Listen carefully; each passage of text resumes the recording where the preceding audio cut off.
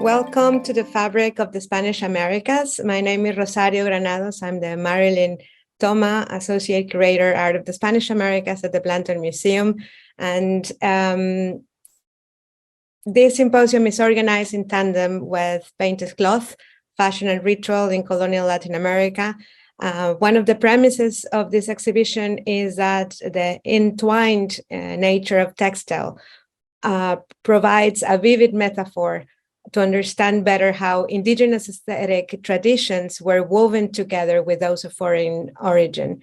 And we're here gathered to investigate deeper on that matter, understanding that garments are crucial for the creation of social identity. I thank you all for your presence in this virtual environment that brings people together from different geographies, one of the few silver linings of being online. But I especially thank all the speakers of this symposium for their willingness to share with us all some of their most recent scholarship. It is truly an honor to have Elena Phipps, our keynote speaker this morning. She is an independent textile scholar and curator, currently teaching technical and cultural history of world textiles at the University of California at Los Angeles. After obtaining her doctorate from Colombia University, she worked for over 34 years in the Textile Conservation Department at the Metropolitan Museum, where she also organized the exhibition, The Colonial Andes, Tapestries and Silverwork in 2004. Along with this exhibition and other catalogs like the Interwoven Globe, World War Textile Trade, 1500s to 1800s, the Peruvian Floral Selvage Cloth, and the Red That Colored the World, and countless other publications, her work has shaped the scholarly interpretation of the textile arts of the Spanish Americas. It's truly an honor to have you here, Elena, and I really thank you for being here. Welcome. Thank you. Thank you so much for the invitation to present one of my favorite subjects.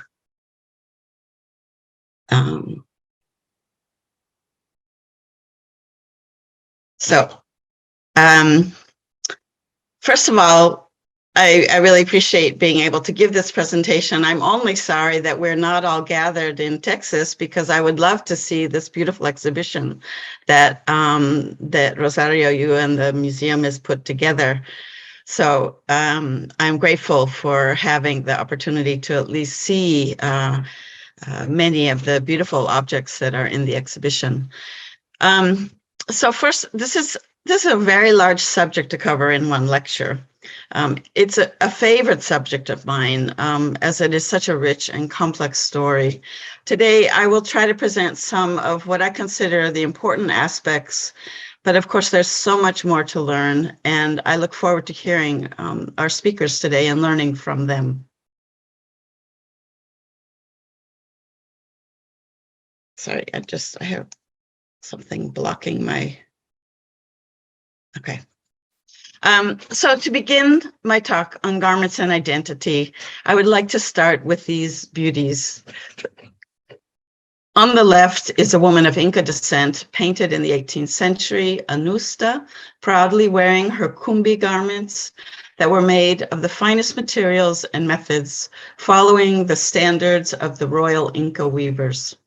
She privileges the symbols which mark her royal heritage, the geometric form of tokapu, woven in rows along her dress and mantle. Her attendant holds a feathered parasol as she stands beside a velvet-covered table holding the mascaipacha, the headdress of the Inca king. On the right, Sor Sebastiana Inés from Mexico, here shown resplendent in her traditional huipil, the woman's garment worn throughout history in the region, covered with ribbons, precious stones, pearls, and lace. Her elegant jewelry belies her humble but elegant huipil, which appears to subtly display designs of crowned, double-headed Habsburg eagles to subtly woven into the cloth. situating her within the complexities of colonial society.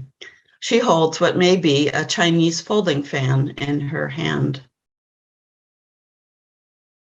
These women come to represent the territories that became known as the viceroyalties of Peru and New Spain, the large domain of our focus today. And within these regions, the textile traditions that span thousands, if not tens of thousands of years, come to abrupt transformations with the introduction of the Spanish world.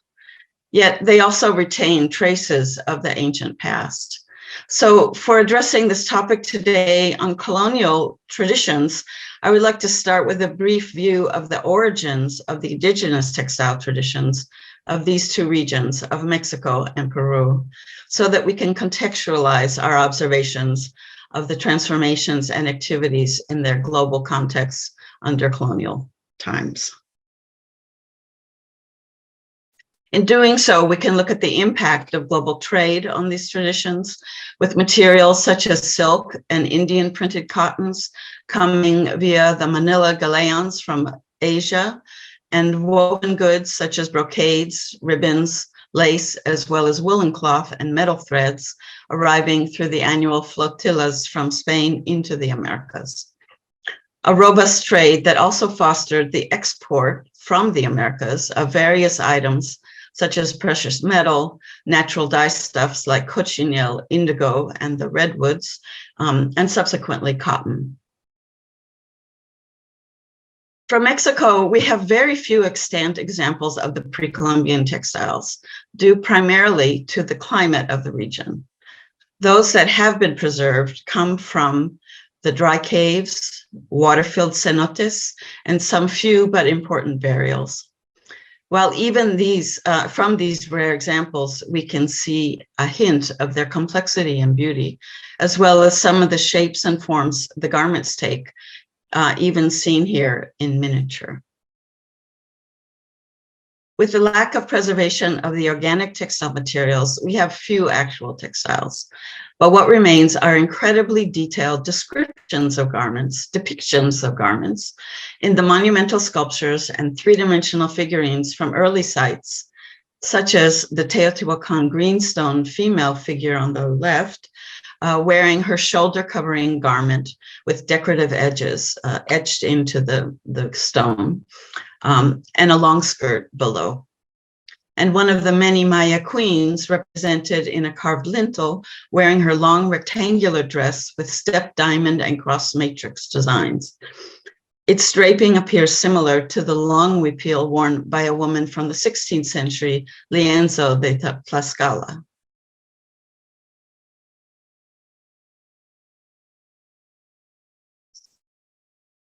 And with the addition of codices drawn in the early decades of the 16th century, we can see other beautiful huipils worn over a wrapped skirt, which was a style of dress seen for centuries before the arrival of the Spanish and after.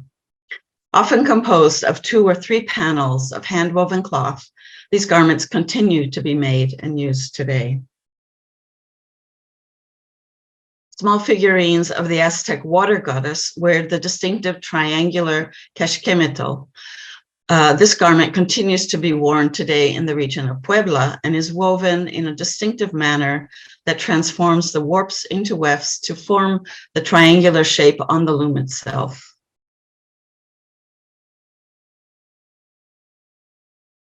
Male garments appear to have included a loincloth tied around the waist and a cape worn tied at the neck. And we can see this depicted in many of the indigenous as well as Spanish documents. Here we see a special cape worn by lords and gods, the Zituapili, composed as a knotted turquoise cloth that has been interpreted as representing a tie-dye technique of patterning. Upper body tunics and jackets can also be seen, as here worn on the right by Tlaloc, the god of water and fertility.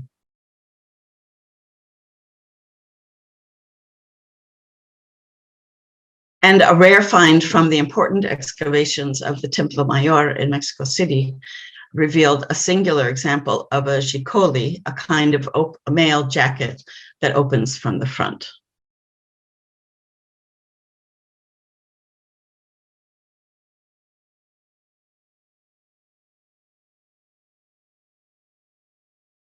Textiles not only were important as garments, but were a major item of tribute.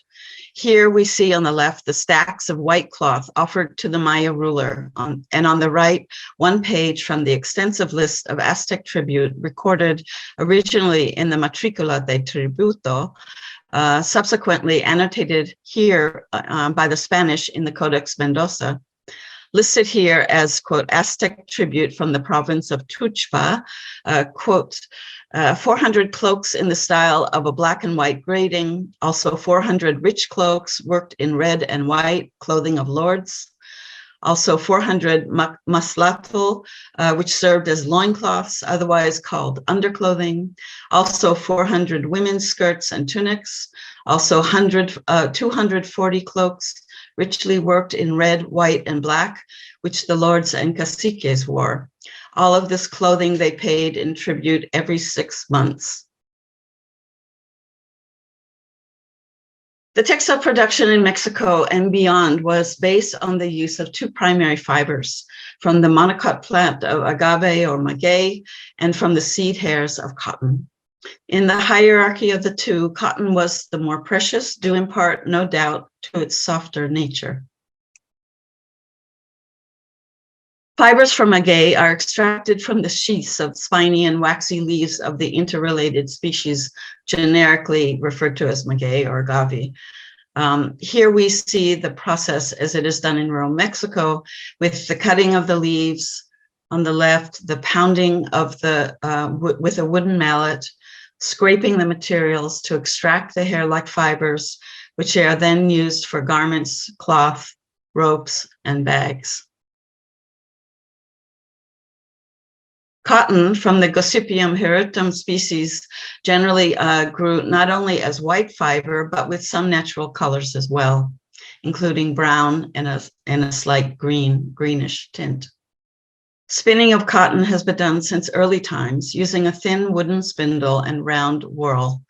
While most of the yarns that have been spun have not been preserved, thousands of these ceramic whorls have been excavated in archaeological sites throughout the region and are evidence of the extensive textile activity. Weaving of cloth, as we see from this Maya figurine seated at her loom, involved the use of basic wooden components to hold the warp while weaving the weft. Using a strap around the back of the weaver to adjust the tensions as she weaves, this type of loom is ever present in the region.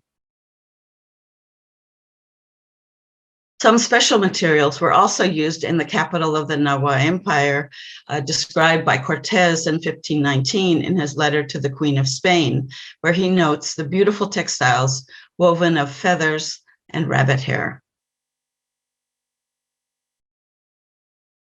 Very rare, one pre-Spanish example of such a textile, as you see on the left, was found in the state of Guerrero, dated from around 13th to 15th century. And on the right, from early colonial times, likely a 16th century, we can see one astonishing textile woven entirely of spun downy white feathers and spun rabbit hair, dyed with cochineal and zacaxcali, an Aztec yellow dye.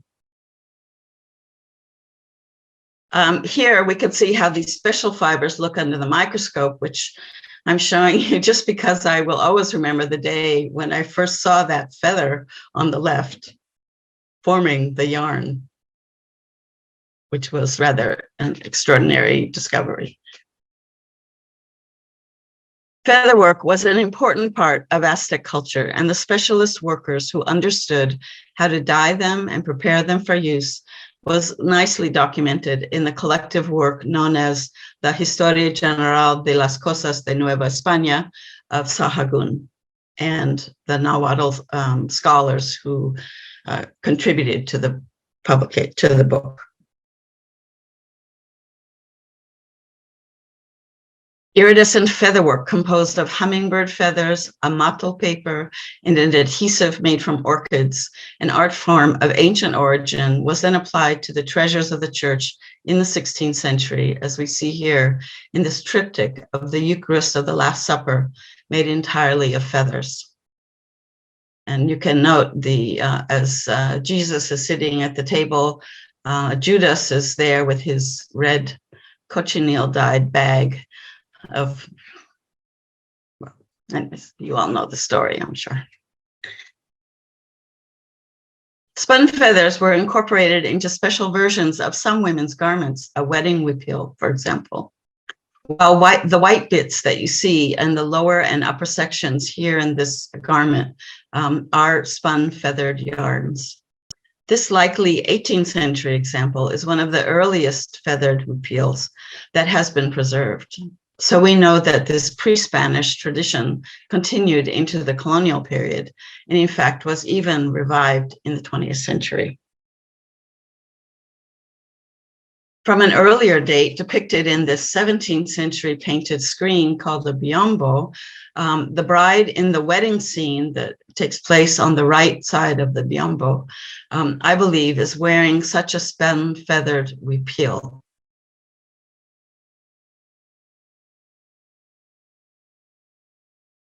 Weddings and the representation of alliances between indigenous women and Spanish administrators have a lot of social context, and the garments represented hold profound meanings. Here we can see in this 18th century painting of a most famous union that actually took place in 1572 between an Inca noblewoman, Nuestra Beatriz Clara, and Martin de Loyola, captain of the Spanish Guard, and the nephew of Ignacio de Loyola, the founder of the Jesuit order, taking place in Cusco. In this version, one of several in Peru, Beatriz wears her Inca-style long mantle with matching frontal dress over what is likely a Spanish-style underskirt. As the viceroy in the late 16th century decreed that the Inca-style wrapped dress worn by women was indecent because it exposed their legs when they walked. As a result, the custom of wearing an underskirt with an overdress became the norm, or alternatively, stitching up the sides of the dress as Spanish law directed. According to Juan de Betanzos, Garcilaso de la Vega, and other indigenous and Spanish chroniclers, the Inca professed that the genesis of Andean culture began with them, and that prior to the Inca, people wore only leaves and animal skins. And that it was Mamahuaco, the first Inca queen, who taught the people to spin and weave and make clothing. This idea was also represented by Huamapoma de Ayala in his 400+ page letter to the Spanish king. But the reality was that Andean textile traditions developed thousands of years prior to the Inca and came to manifest in a wide variety of simple and complex weaving methods. In the study of Andean textile traditions, unlike those of Mexico, we have tens, if not hundreds of thousands of textiles that have been preserved, from which we can learn significantly about their development. And here we see one of the early tapestry woven textiles representing a fanged deity from around 1500 BC from the northern site of Sechin. Or the incredible embroideries from the Paracas Peninsula in the south, where over 450 mummy bundles were excavated with individuals wrapped layer upon layer in magnificent garments and textiles. Non-woven techniques such as cross-looping here exquisitely used to construct three-dimensional figures to embellish ritual textiles. And we see here a shaman with his feline face mask and gold diadem, along with all sorts of accoutrements of the ritual processions. And garments conceptualized with visual expressions of the cognoscente of the Wari culture were woven with hundreds of yarns per inch of weaving, the finest of the period. Whether simple plain weave or technically unsurpassed treasure, the Andean textile vocabulary of materials and materiality held deeply cultural constructs. Some of the earliest textiles that have been preserved from cultures that were even producing textiles before the art of ceramics was mastered, from 5,000 to 9,000 years before the Common Era, were made of cotton. The long staple cotton that originates in Peru is silky and fine. Like its counterpart in Mexico, aside from white, there are some natural colors that range from pink to grayish blue to green to brown. Growing in the fertile valleys, cotton was a mainstay of the textile traditions of the coast. Here's one example of a textile made almost entirely of natural colored cottons from 1000 to 1200 AD. Only the red borders are made of camelid hairs. And while these coastal traditions celebrated the finely spun cotton with their inherent natural colors, it was the presence of the animal hairs, which could be dyed with a wide variety of brilliant colors, that truly engendered the most complex of weaving traditions. But these animals, the camelids, the llamas, alpacas, vicuñas, and guanacos, truly represent the riches of the Andes. Their soft and supple hair was plentiful in the animals that thrived in the highland regions, especially under the loving care of the community of herders who devoted their lives to their sustenance. And this access to such fibers contributed greatly to the creative development of the textile traditions from the region. And it was the ability to color these animals' hairs that the art of dyeing flourished. There were many sources of natural dyes in Peru, from the shellfish purple to indigo blue from the Amazon to the deep crimson red of the cochineal insect.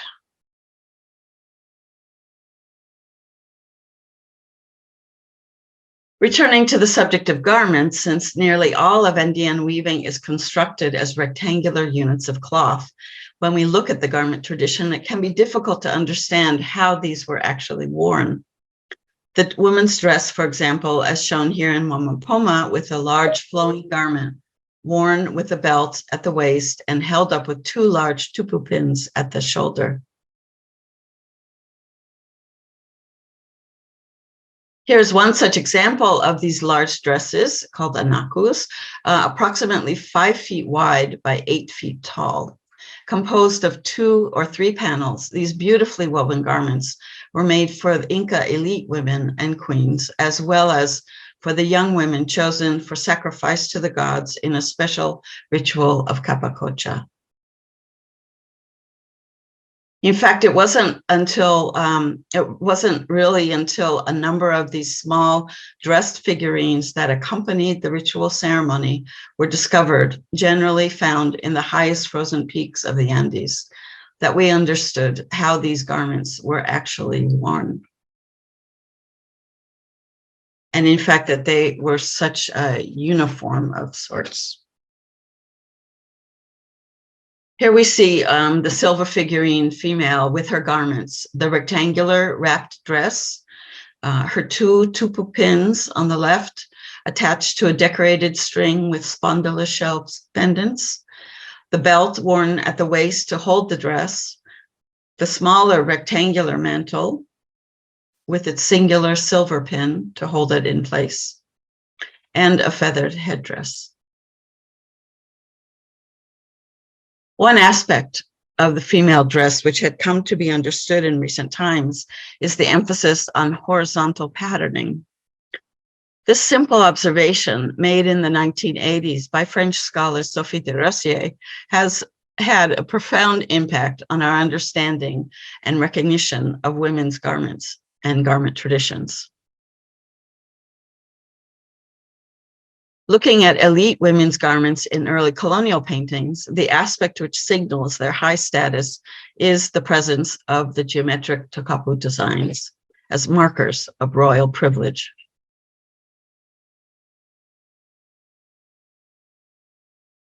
Andean culture prior to the Spanish had no written language. Design, therefore, and notably designing textiles and garments, was a primary means of expression. Tocapu were the geometric motifs worn by Inca rulers on their royal tunics. Rigidly precise in form and apparently symbolic, tocapu have been considered by some to constitute a kind of graphic language.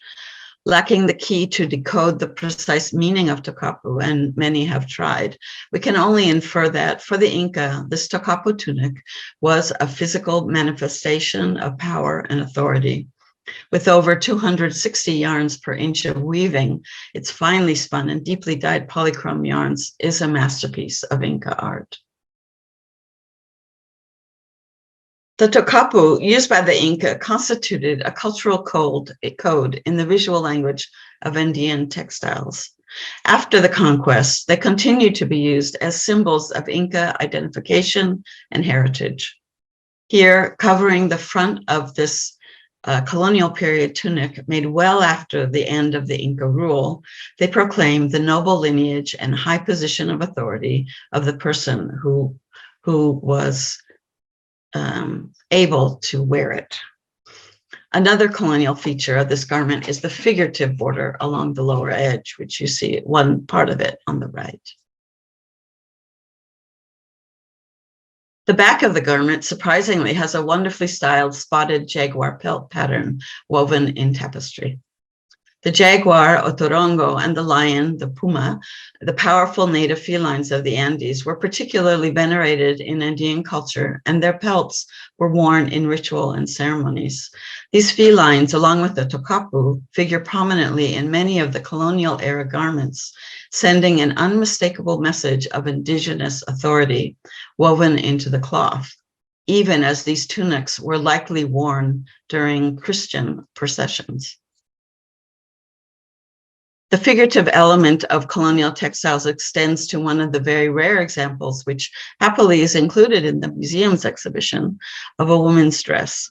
It was made to be worn with the long edge folded over the top and wrapped around the body.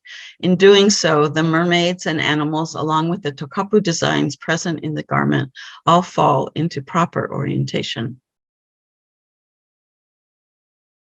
This astonishing colonial woman's mantle is composed almost entirely of silk and metal yarns, both materials exclusively colonial.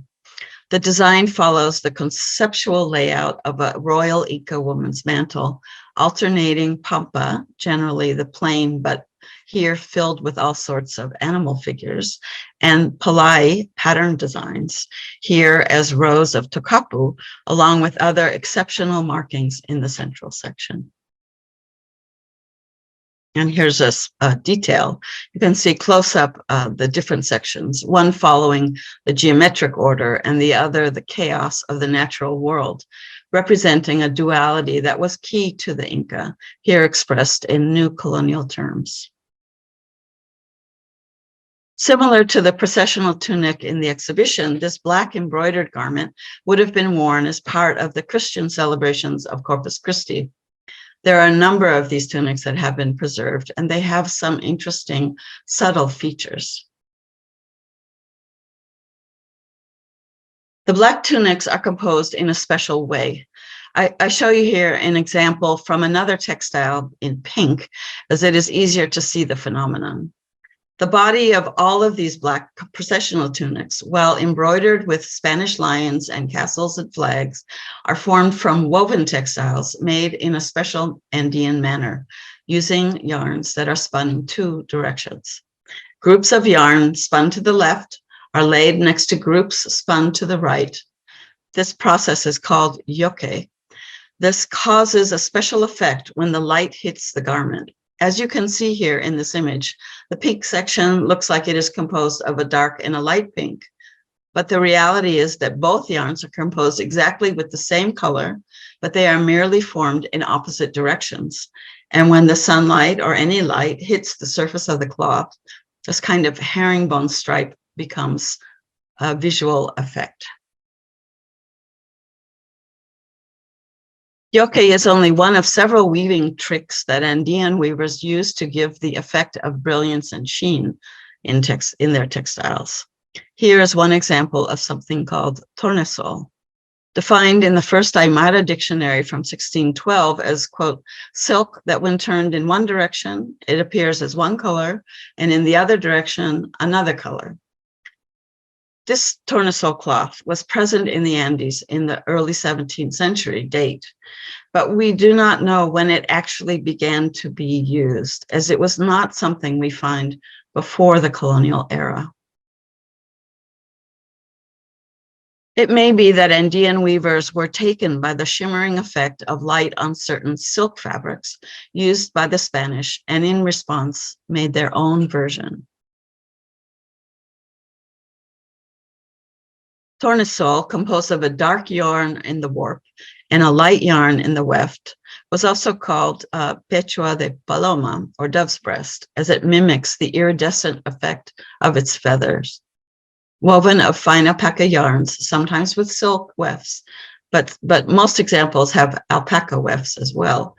These cloths have been found as women's mantles, head coverings, as well as men's ponchos.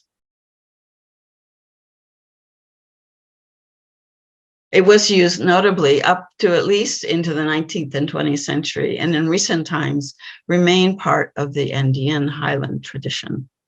On the left, you see an 18th century version, and on the right, a woman from the 1960s wearing tornesol garments, which are difficult to see in this photo.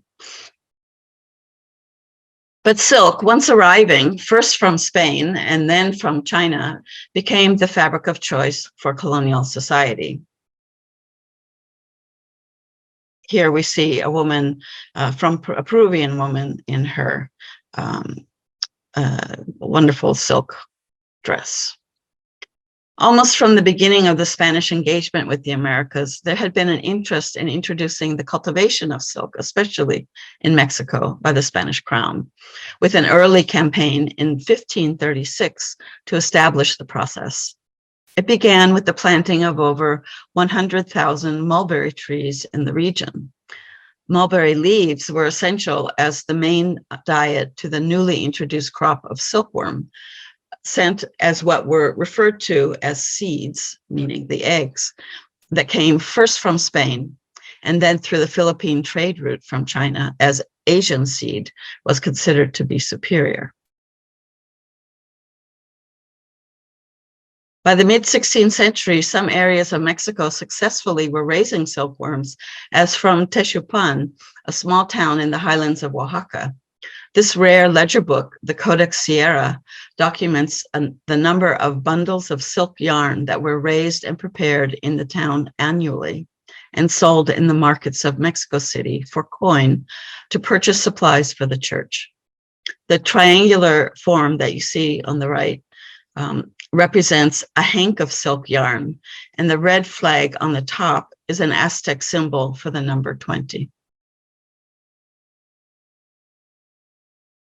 By the last decade of the 16th century, laws were repeatedly passed to curb the amount of silk that was brought via the Manila galleons to the Americas, thus protecting the Spanish silk industry for their dominion. In spite of the ban, continuing into the 18th century, in 1721, for example, at least 2 ships were known to have left the Philippines laden with contraband silk. In a legajo, the file now in the Archivo General de Indias of Seville, the consul of Cadiz pronounced that once the ships came to the port in Acapulco, quote, the banned silk should be publicly burned. By the 18th century, Spain was concerned about the types of textiles that were available in the markets of the New World, and enterprise began to document the cloth that was available and its price. Samples from all over the region of Mexico and into South America were gathered and documented for the crown, and the samples were cut into triplicate sets, much of which remains in the archive of the Indies today. One set is in the collection, one such set is in the collection of the Brooklyn Museum, along with a manuscript about the silk looms in the capital of Mexico City, dated 1783. This manuscript provides the names of the silk weavers who were present in the city and their specialties for the types of cloths they weave, as well as where they reside and where the workshops were in the city. Spanish workshops, the obrajes, were established early in the 16th century. Weavers from various parts of Spain joined in to journey to the New World, some of them bringing with them the tools of their trade. The large treadle looms with various moving parts became part of the textile landscape, fabricating a number of different types of materials, mostly silk and cotton, but also wool, as sheep were brought on Spanish ships from that early period and established in both Mexico and South America. To make the patterned and fancy silks, which required specialized looms, it seemed that even the draw loom with its special mechanisms for complex design was brought. Here shown in an 18th century painting, a unique representation of this type of loom in Mexico.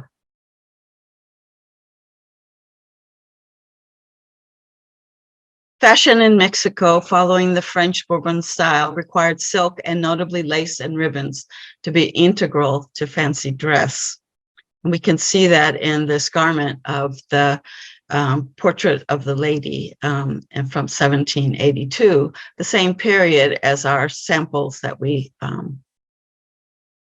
find in collected by the Viceroy. We can see this evidence of trade in ribbons from 1780s from samples gathered by that enterprise, along with its price per yard.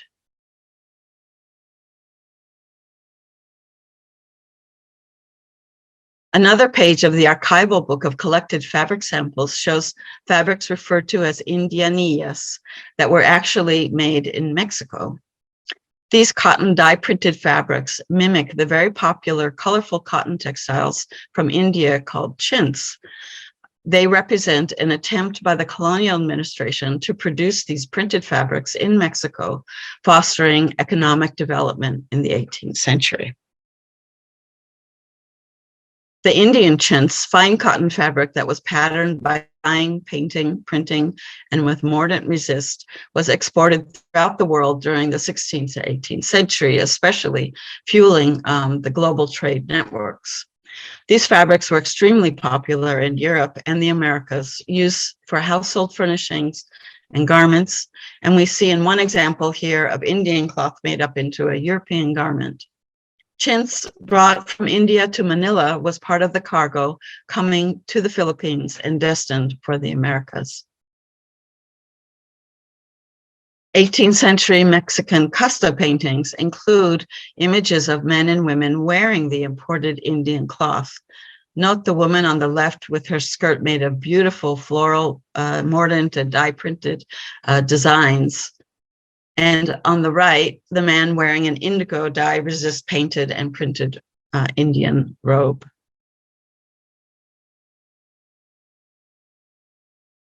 Because of the global popularity of the cotton chintz fabric, many in Europe attempted to make their own versions, which were mostly unsuccessful until the factories at Jouy, France, made the famous toile de Jouy. While dyers in India had perfected the art of printing red color on cotton using native dyes such as morinda and chai, the Mexican producers successfully mimicked the process, though with simpler designs, using their own indigenous dye of cochineal. Cochineal, known as grana in Europe, was produced extensively in the region of Oaxaca, among other parts of Mexico, and also in Peru. The brilliant red color comes out from the female insect that lives on cactus. And those of you who wish to know more about cochineal can look at my publication on cochineal red. Cochineal was greatly desired, as Sahagun remarked, in the 16th century, and shipped around the world to China and then to Turkey. Shipped by the ton, literally, cochineal was one of the largest exports from the New World, next only to gold and silver. On the left, you see Sahagun's rendition of making up tortillas of cochineal, and on the right are the cakes of cochineal, which were made even as early as as late as the 1980s in Ecuador. Leather bags filled with cochineal was sent to the Spanish port of Cadiz, and from there distributed to the markets across Europe. Early on, it was met by skeptics, notably the Italian Silk Dyers Guild, where it was initially prohibited. After some time, it was allowed, but only when the fabrics were marked. Green selvage edge with a single silver yarn was to indicate the use of, quote, foreign red. And you can see here in this example at the Metropolitan Museum, where I found the silver thread in the silver selvage. To ensure the efficacy of a shipment of wild cochineal, as opposed to the cultivated variety, the head dyer of the Royal Spanish Court performed dye tests on Spanish woolen fabrics, a mainstay of the Spanish textile industry, using the wild grana shipped from Chiapas in 1757. And these samples are in the archive. The Spanish woolen industry was extremely active, and the densely felted woolens were exported to the Americas. Here's a sample card from the Archivo with samples of Spanish wool fabrics that were found in the market of Ecuador in 1780.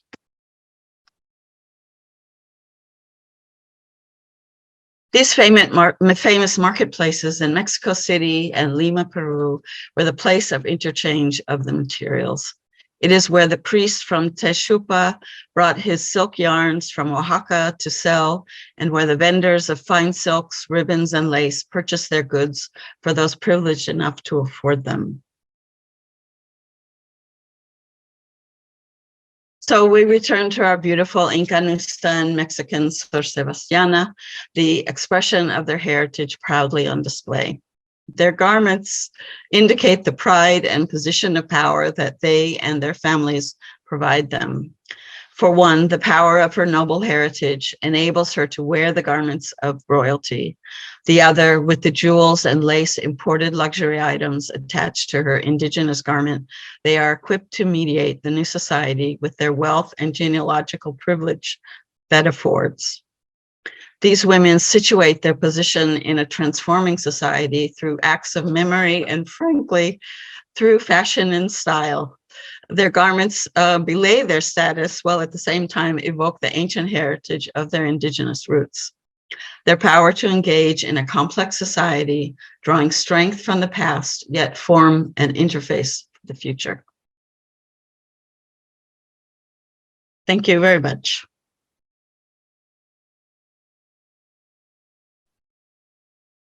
Thank you, Elena. Really was very enlightening. And I'm amazed how you were able to summarize very complex reality in a very amazing way. I didn't remind our audience that if you have questions, you can post them in the Q&A following the little icon that you have on your screen. So while we wait for questions from the audience, we have 51 people attending, so I'm guessing many of you will have questions. But I wanted to start by talking about two things that you mentioned. I think it's very important to consider that the feather mosaics were part of the textile tradition, and how the iridescent characteristic of that was also present in all other materials. The tornasol that you mentioned and the silk, I think, are those mainly only 3 examples of that. No, the idea of how light was very important in all these 3 fabrics, and how relevant was for the, not only for the perspective, of the view of the garments, but also on their value. And I think it's interesting because it's something that it's hard to achieve, but it's something that was also key in their representations, because this exhibition, it's about the textiles themselves, but their visual representations. I think this element is very relevant, at least to me. And I wanted to ask you if you have more thoughts about the role of light reflection within the real garment. Yeah, no, it's a subject I'm extremely interested in, and I find when in the bigger scope, I think what's rather interesting is that, for example, when we look at the representation of Maya textiles, and especially women's garments, there's this emphasis in the paintings and the sculpture of this idea of transparency, and this it's sort of the opposite of the Andean garments, which sort of reflect light. So that's one interesting sort of juxtaposition of the idea of the qualities of certain fabrics that have to do with light, but maybe one where it's so sheer and beautiful that it lets light in, whereas in the Andes, of course, we're dealing with especially in the highlands, with the camelid hair and the cloth that's very densely woven, but the ways in which different cultures, a little bit in the pre-Columbian world, we see these ideas of making cloth that has a kind of shimmering appearance. And I think that it links to many different ideas about the sacredness of capturing light, the transformation of objects through the sun, and through also through movement. A lot of like the tornasol and other things, the act of where it is most in its element is when it's in motion.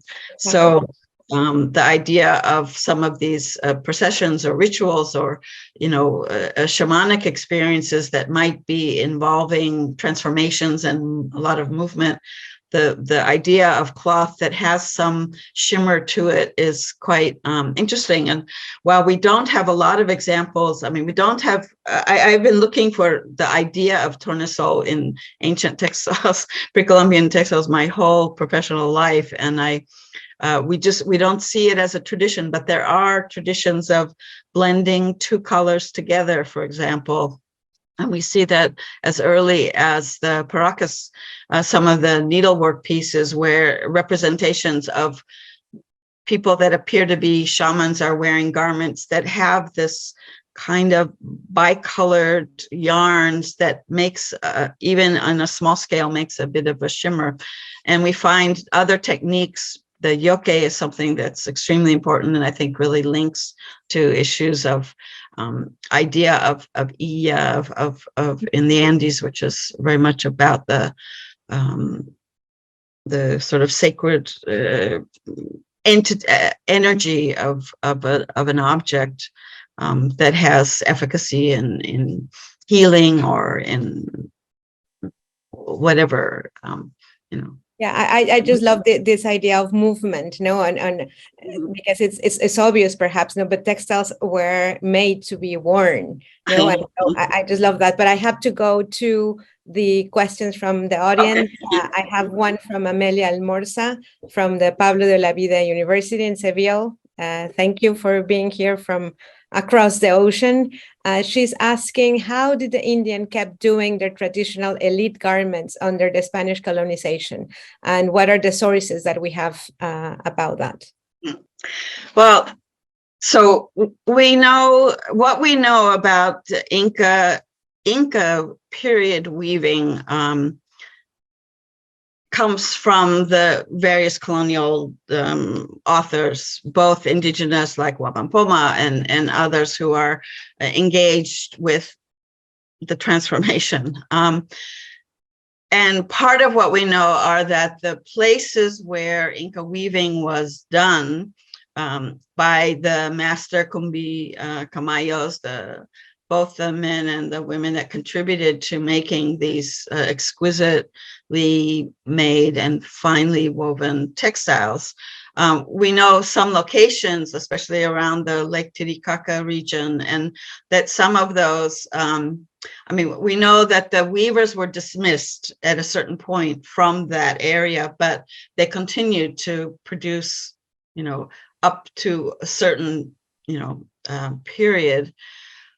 The tunics, the Takapu tunic that I showed with the otorongo at the back that's in the Natural History Museum in New York was part of a group of tunics that supposedly come from the Lake Titicaca area, and certainly are not quite the Inca quality, but very close to the quality of the kumbi cloth that we would see from Inca times.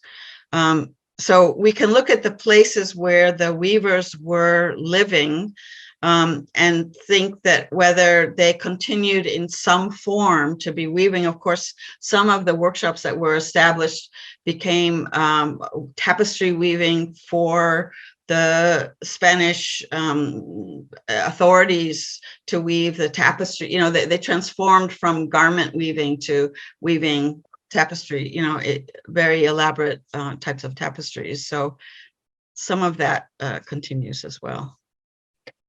Thank you. And I have now two questions. I'm going to, because both of them talk about gender.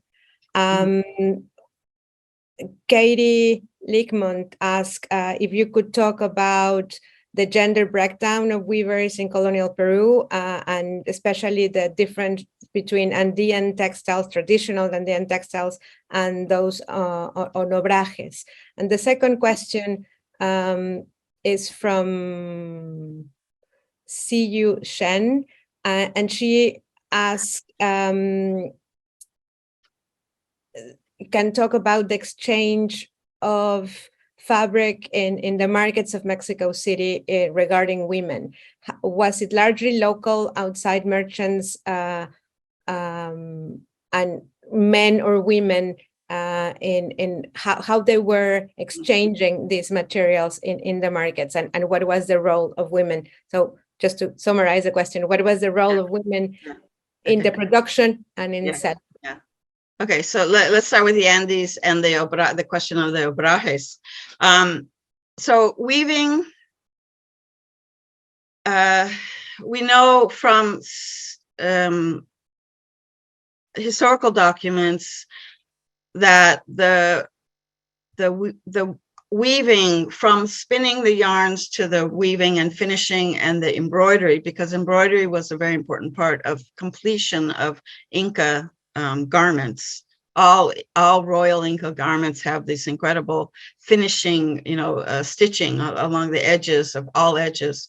So all of those tasks, we know that Kumbi Camayos in general were likely men, and the women were doing much of the spinning and much of the weaving. There's a differential in the Andes between the tapestry weaving and the warp patterned weaving, which is the more regional, local type of weaving that takes place. And in general, I would say that women are doing the warp patterned weaving. And we think that the Kumbi Camayos were men. Sometimes they're described as overseers for the weavers. We don't exactly know that relationship, but in the obrajes, I believe the obrajes that were set up by the Spanish, which are using the treadle looms, those treadle looms are very much male activity. So I think that the women might, if they were part of the force of the obrajes. I do not believe they were weaving the treadle, using the treadle looms, that was a male occupation. In Mexico, and the question about gender in the marketplace, I'm not a specialist in that area, but we know from the descriptions by the early, by Cortez and the early Spanish that described what they saw was that the women were the sellers in the market. Now, the markets by the 18th century, the painting that I showed you, the detail of the painting, the market in Mexico City was, it seemed to me, it expands, it's an international marketplace. And I don't know, my sense is that the commercial aspect of goods was probably male, but probably the local things, just like we see today, the foodstuffs and the some of the material, it might be a mixture of things. I can't really address that, but it's an interesting question to see whether this traditional female role in marketplaces. I mean, we see that in South America as well. The women are the ones counting the money and doing the accounting for markets. I mean, to this day in Bolivia, the markets are mostly run by women. So. Thank you. We have another question that it's specifically about jewelry and if the jewelry was made of crystals or precious stones.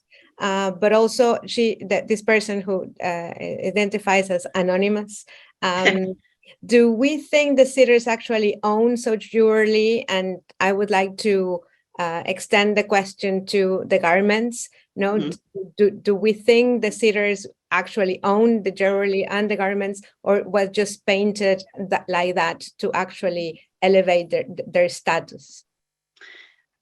Well, first, the pearls, of course, are from Mexico. They come from the region. The crystals, I'm not a jewelry person. I suppose it is my sense that some of these portraits are idealized. Obviously, the Inca one is idealized in a certain way, but there are a lot of details and that are that give us a lot of information. I don't know the lives of the sitters, and I don't know the practice of portrait painting. Obviously, it's done in the home. The painters, I believe, would be itinerant painters, or some of them, the Costa paintings, that's another story. But I think the painter is painting, well, I would say, what he sees. That would be my feeling, but I can't document that. Thank you so much, Elena. It was indeed, I echo some of the comments from the audience. Thank you for the incredible amount of research and how beautiful illustrated you made your presentation. So thank you so much. Thank you. And we are now going to our second speaker, Tamara J. Walker, who is a historian of race, slavery, and freedom in Latin America, author of Exquisite Slaves, Race, Clothing, and Status in Colonial Lima, which was published in 2017. She graduated from the University of Michigan, and she currently is an associate professor of African Studies at Barnard College of Columbia University.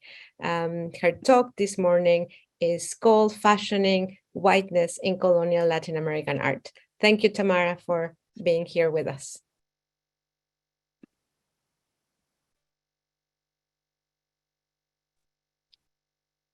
Good morning, everyone. So I just want to start by congratulating and giving thanks to Rosario for putting together such an important exhibition and for the opportunity to be part of this symposium. And I wish I could be there in person to see so many of the artworks that have inspired my research and teaching over the years, but I've been enjoying reading about the exhibition in so many different outlets. And I've also been grateful to, I'm just going to set my timer so I don't go over time. I've also been grateful for the opportunity that came with the invitation to present today, because it was an opportunity to do some thinking related to my current book project on race, gender, and visual culture in Latin American history.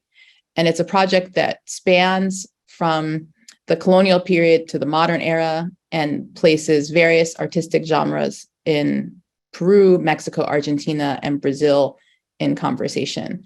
And my talk today is both inspired by and structured around a selection of sources from the visual archive that I've been compiling over the past few years.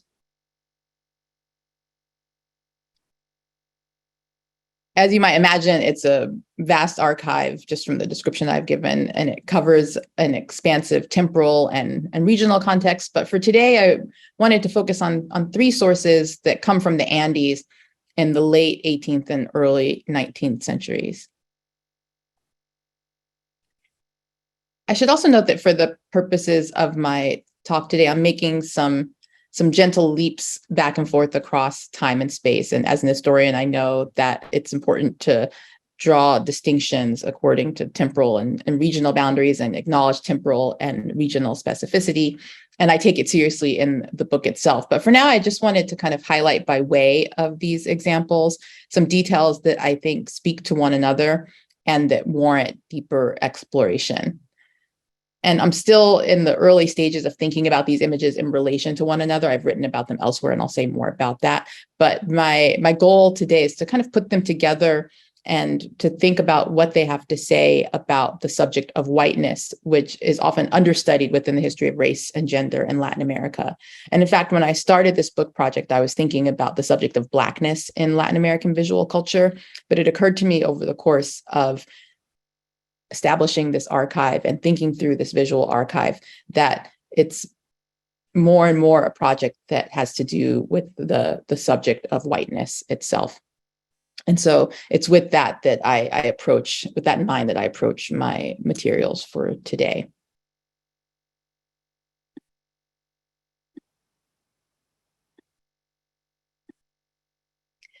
So the first image that I want to talk about today is one that I'm revisiting from my first book, Exquisite Slaves, which explored the relationship between slavery and dress in colonial Lima. And for that book, I examined a collection of 20 paintings that were commissioned by the Peruvian viceroy in 1789 that featured race mixing across generations of indigenous, African, and Spanish populations in the region. And for those of you who've been able to visit the exhibition, the image may look vaguely familiar since a few of the examples from the collection are on display in the exhibition that brings us all together. So because of that, I won't say too much about the collection as a whole, but I do think it's worth saying a few things at the top.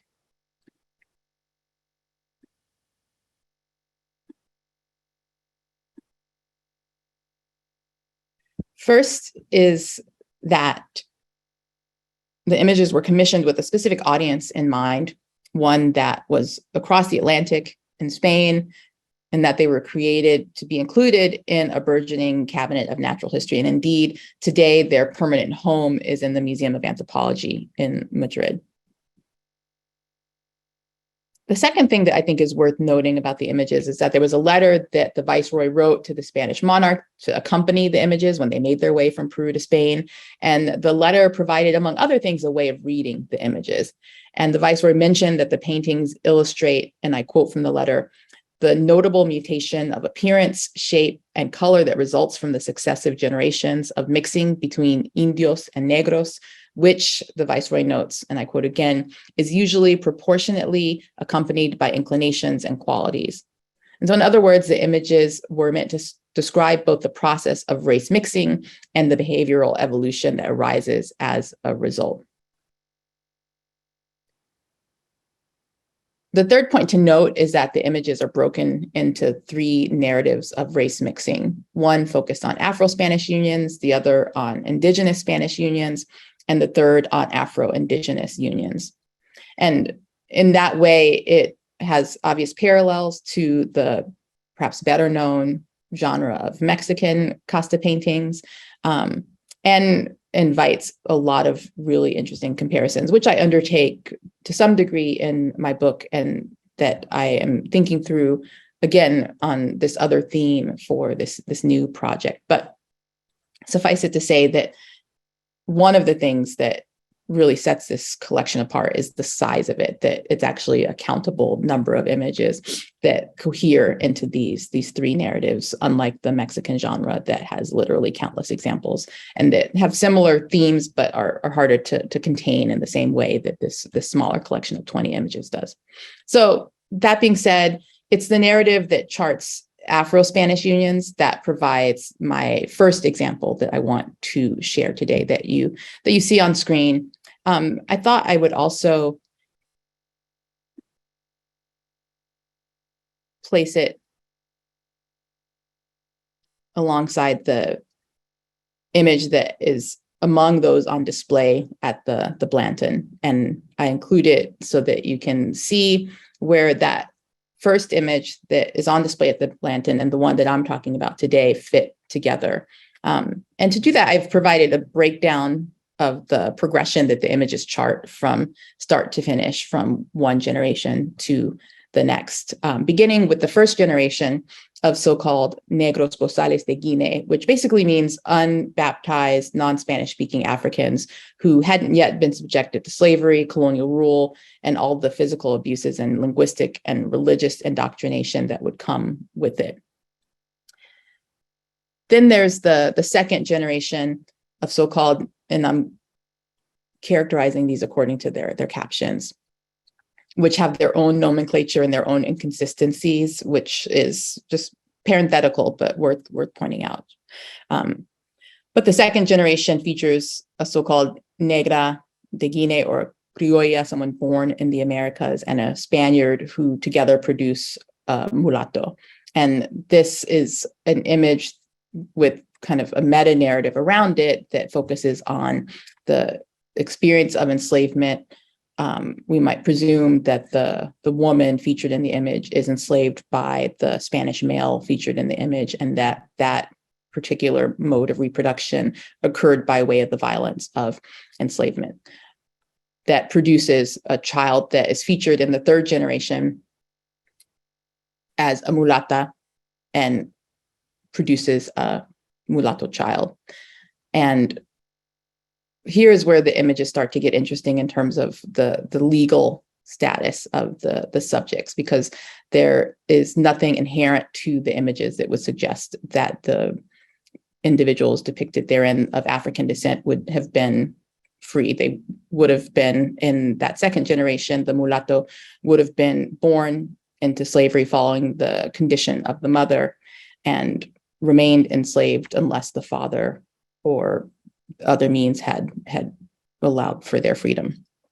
So again, that's part of the meta narrative surrounding these images and one way of thinking about them. And then in other generations, we see a mulata with a Spaniard producing a cuarterón de mulatto, a cuarterón de mulatto producing a quinterona de mulatto.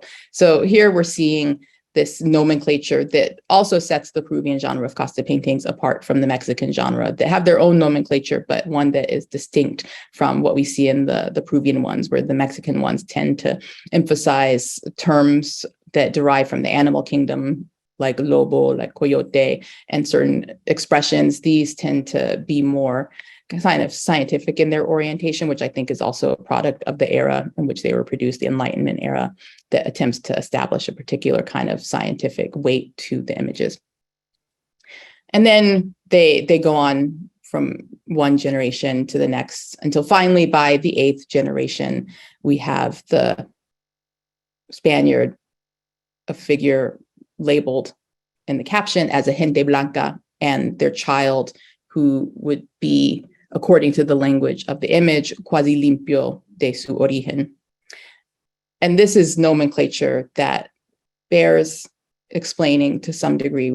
The term Español is self-explanatory. The term gente blanca is another invention of this genre of portraiture that doesn't necessarily have a place in other documentation from the colonial period. As someone who's studied colonial census records and notarial records and criminal and civil records, these are not labels that I've seen deployed elsewhere, either as descriptions of people or self-descriptions.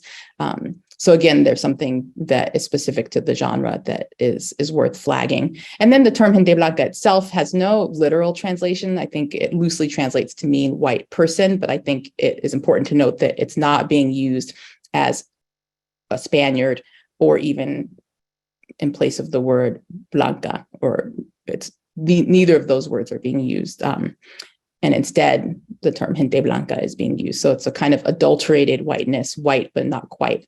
And then we have in this 8th generation, someone who is being described as almost pure of origin, quasi limpio de su origen.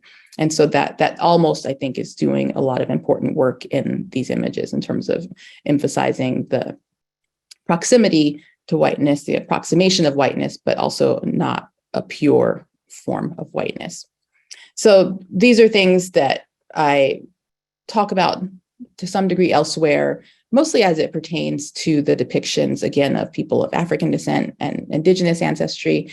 But I wanted to revisit this image, especially for today's purposes, to think about how they mark whiteness, not only through dress or fashion, but also through the use of other material objects and the use of Black subjects. And we see the Spanish man and the so-called gente blanca dressed in silks and laces, the kinds of fabrics that Elena previously discussed in her presentation. We see that the woman is additionally adorned in a brocade fabric, and these fabrics and the wearing of them work together to convey the Spaniards and the gente blanca woman's access to the kinds of luxury goods that proliferated in Lima in the 18th century, thanks to the wealth that was generated by the mining industry and the luxury trade that was also a part of the story of Lima in the 18th century and the connections that Lima had to global trade networks. So there's that aspect of the story in terms of the particular fashions worn by the man and the woman. I also want to draw attention to the fan that the woman is holding in her hand, which I also see as a kind of status marker. It's one that shows not only access to luxury, but also an access to comfort and an exemption from labor, which I think is useful to see as a contrast to the previous generation, that first generation that is embedded within a history of enslaved labor. And we see this woman able to fan herself and to comfort herself as a marker of having moved on over the course of several generations from that particular kind of labor, and to have access to a certain kind of leisure in addition to having access to comfort. That sets her apart from her ancestors, and it also sets her apart from the Black figure on the left side of the image, whose status in relation to the couple is unclear, but is somehow nonetheless essential to the language that the image speaks. It's not clear whether the figure on the left side of the image is an enslaved person or perhaps an alms person asking for some sort of donation. If we imagine this couple on the streets of Lima in the 18th century, that part is unclear, but the person's present sets up a contrast nonetheless on multiple fronts, a contrast in terms of their skin color, a contrast in terms of their clothing, and obviously a contrast in terms of their status. And I'm using the word person intentionally because the Black subject sex is difficult to determine. And I think this is another point of distinction between the Black subject and the gente blanca on the right side of the screen, because her femininity is clearly marked through her clothing, through her hair, through her delicate facial features, and through her makeup. So these are contrasts that are visible in the image itself and also in relation to the first generation image of the negros bozales, where the mother and father are somewhat indistinguishable from one another in terms of gender presentation and in terms of their clothing and hair, and even their facial features.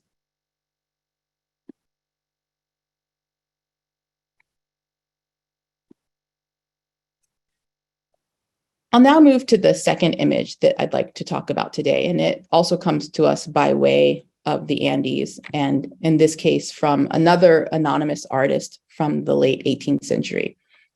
It's a portrait titled Portrait of Simón de la Valle, and it's from circa 1760, and it depicts a Spanish-born colonial official who resided in Trujillo in northern Peru, and it displays the named subject in a central position surrounded by markers of a literate status. In this case, we have a writing desk, paper, a quilled pen, and an inkwell. And it also features the sitter draped in sumptuous velvet, lace, and brocade fabrics that, again, were in keeping with his high-ranking status and reflective of the wealth and the material bounties that circulated in Peru in the 18th century, over which he and men like him presided in comfort and with a great degree of power. And so it's not just his clothing, but it's the material markers that help to convey his privileged status and his whiteness. But the other detail that I think is worth paying attention to in this image, that I think functions as an especially powerful marker of whiteness, is the badge that he wears. It's a marker of the real and distinguished order of Charles III, and it was an order that, or an acknowledgement of meritorious service to the crown, and it was a source of pride, and it figures in a lot of colonial Latin American art. And the next image that I'll show also features the badge, and that in itself is interesting for the purposes of my talk today and for the purposes of my exploration of whiteness and colonial Latin American art, because I think that the fact of earning the badge in itself is a marker of whiteness through having served in official capacities to the crown that themselves required having Spanish ancestry, and in the late 18th century in particular were largely the domain of Spanish-born or peninsulars who had positions of privilege relative to American-born Creoles in the Latin American context. And so it conveys not only his status as a colonial official and his service to the crown, but also the ancestry and the circumstances of birth that were required in order to occupy the official position in the first place that would then get him this honor and allow him to claim meritorious service to the crown.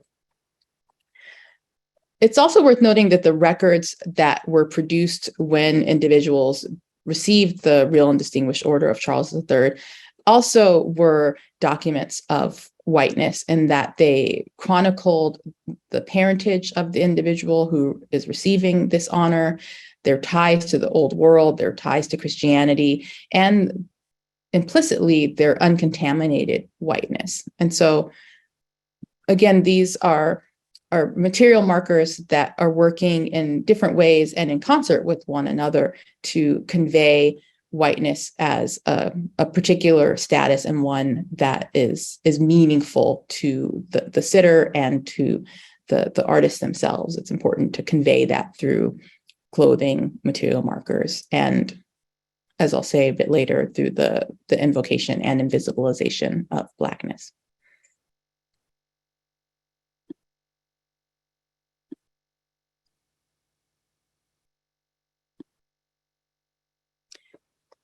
So I'll now turn to the third and final image I'd like to speak about today.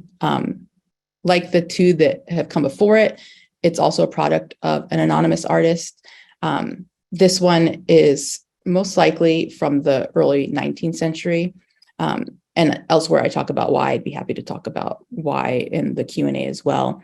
But it's titled Portrait of Francisco de Paula Sanz, and it presents another Spanish-born colonial official, this one in the Viceroy of Rio de la Plata.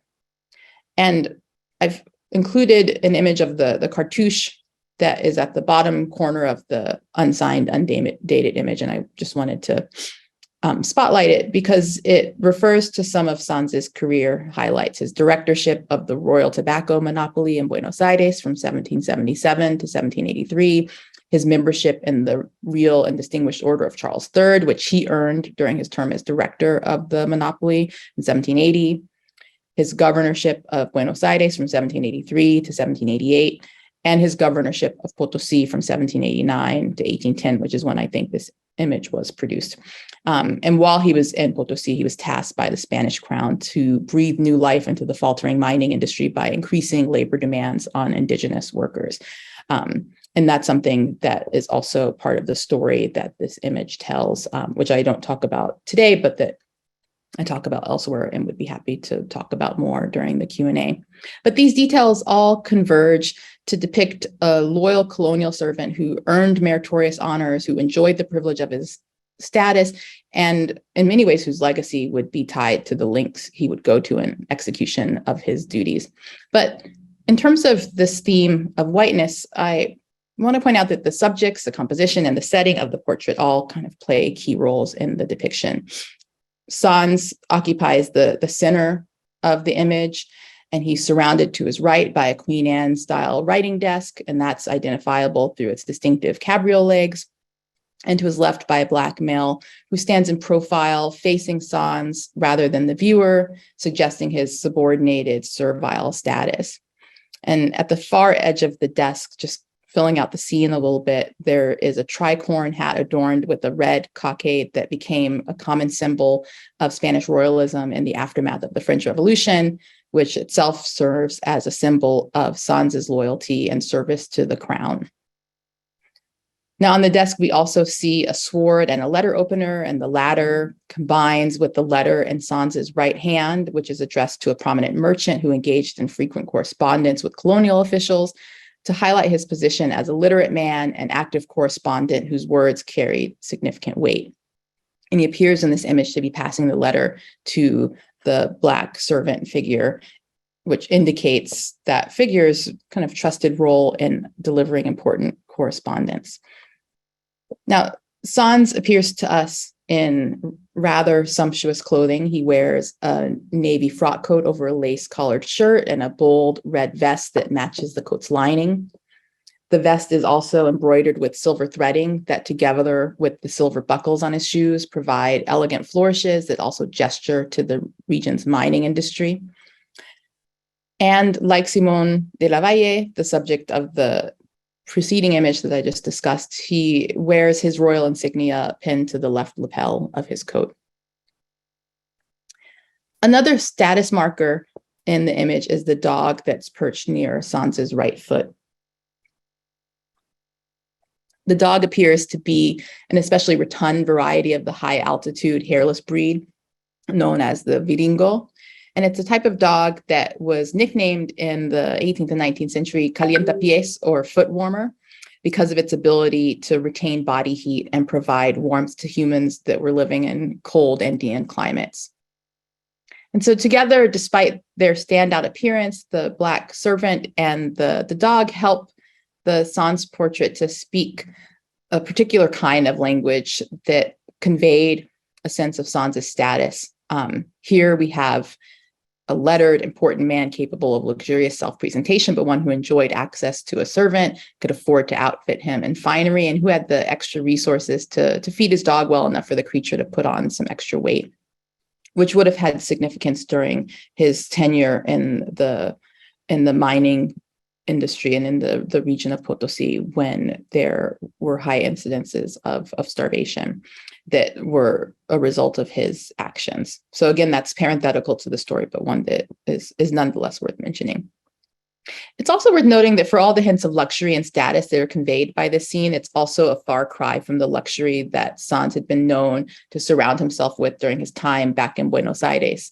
And according to one 19th century observer, Sans was, and I quote, enormously given to luxury, end quote, not just in his personal appearance, but also in his manners and in his lifestyle. He regularly hosted visitors in his richly appointed home, where 10 young Black servants were dressed in livery. They would wear bright red frock coats, crisp white sashes, short breeches, knee-high stockings, and buckled shoes. And they stood sentry while holding embellished cushions topped with silver trays upon which they placed whatever so-called trifles Sans or his guests needed when they beckoned. So in the image that you see on screen, we don't see too many vestiges of that earlier household pomp, but we see the dog and we see the Black male servant. It's possible that the servant represented a generic human type, which was often the case in 18th century portraits, which was also the case in the first image that I shared with you today. Or perhaps he was a real person who may have been selected from that group of young male servants back in Buenos Aires who had previously served there and accompanied him to Potosi. The men are also identically dressed in different colors, with the latters, the Black male servants, much more subdued. But they both wear the same shoes and silver buckles. They're also the same height. I point these similarities out because I think they actually highlight the differences between the pair. We see Sans's pink hue and fine facial features dramatically contrasting with his counterpart's dark coloring, his rounded nose, his full lips. And it's as though the Black man's presence in the image is intended to stand in opposition to Sans's whiteness. And we also get the fact that the Black male figure is in profile looking at Sans, who is meant to be the ostensible central subject of the image. So having laid that out, I think these images together, and I include them together as I start to conclude, offer some insights about the practice of fashioning whiteness in colonial Latin America.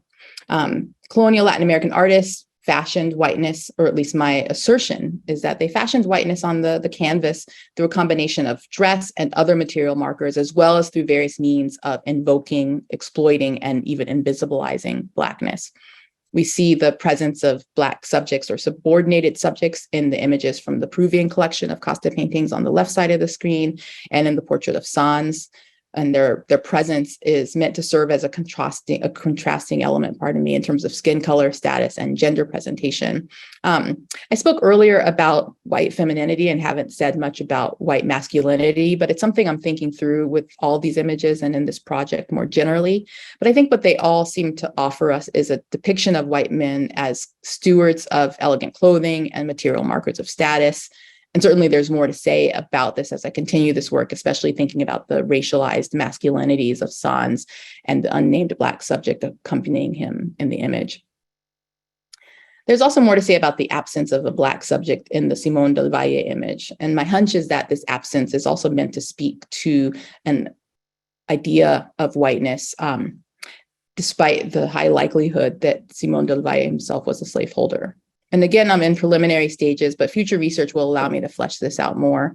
But for now, I'll say that there's an enduring preoccupation with gender and racial contamination in colonial Latin American art and colonial Latin America in general.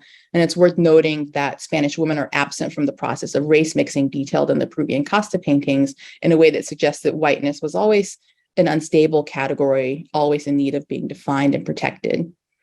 At the same time, we see this depiction of Spanish men involved in the process of race mixing because seemingly they cannot be racially contaminated in the way that Spanish women could be.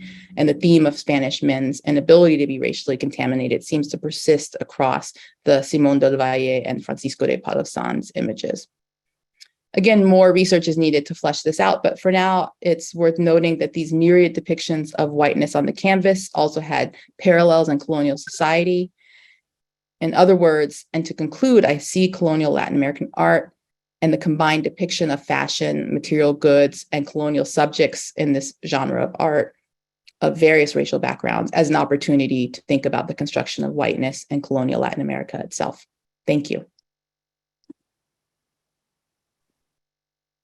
Thank you, Tamara. I really appreciate the thorough description of the paintings and how thought-provoking your talk was. And I'm looking forward to meet you again at 11:30 when we gather for the Q&A. So I'm asking the audience to keep your questions till then, so we can have a more in-depth discussion of your case studies, which I think are fabulous. Now we're moving and very much in time, which is always appreciated in this kind of academic events, to a talk by James Middleton, who earned an MA from New York University Gallatin School of Individualized Study after years of working as freelance director, designer, specializing in Renaissance and Baroque opera. This experience sparkled his interest on the music of colonial Latin America and subsequently on the cultural history of dress. Recent publications include a piece about lace published by the Bard Graduate Center of New York, which I absolutely love.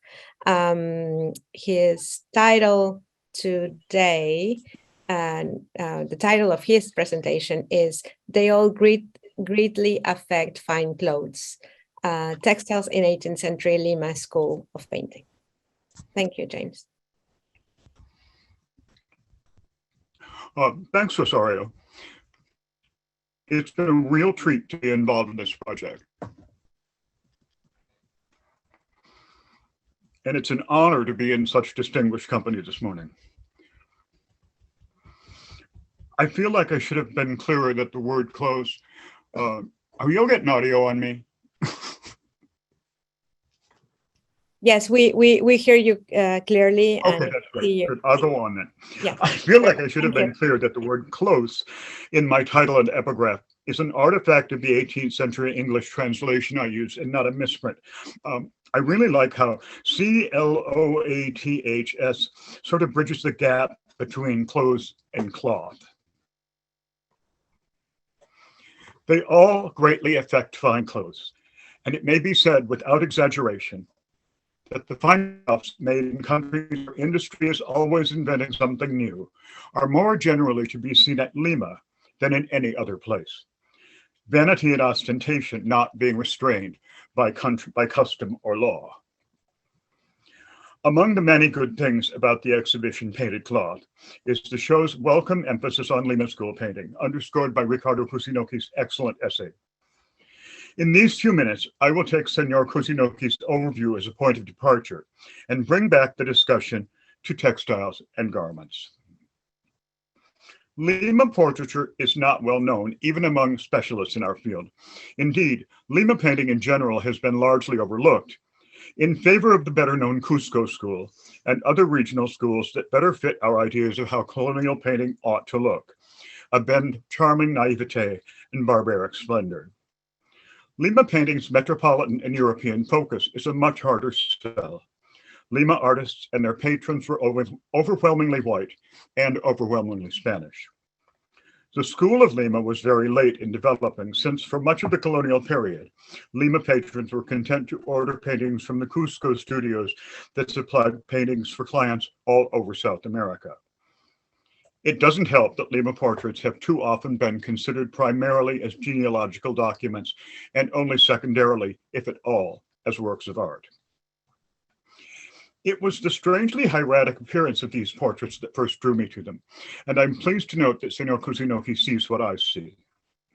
I quote, "The characters wear the garments with an almost ritualistic air, as with privileged connections to European centers of power.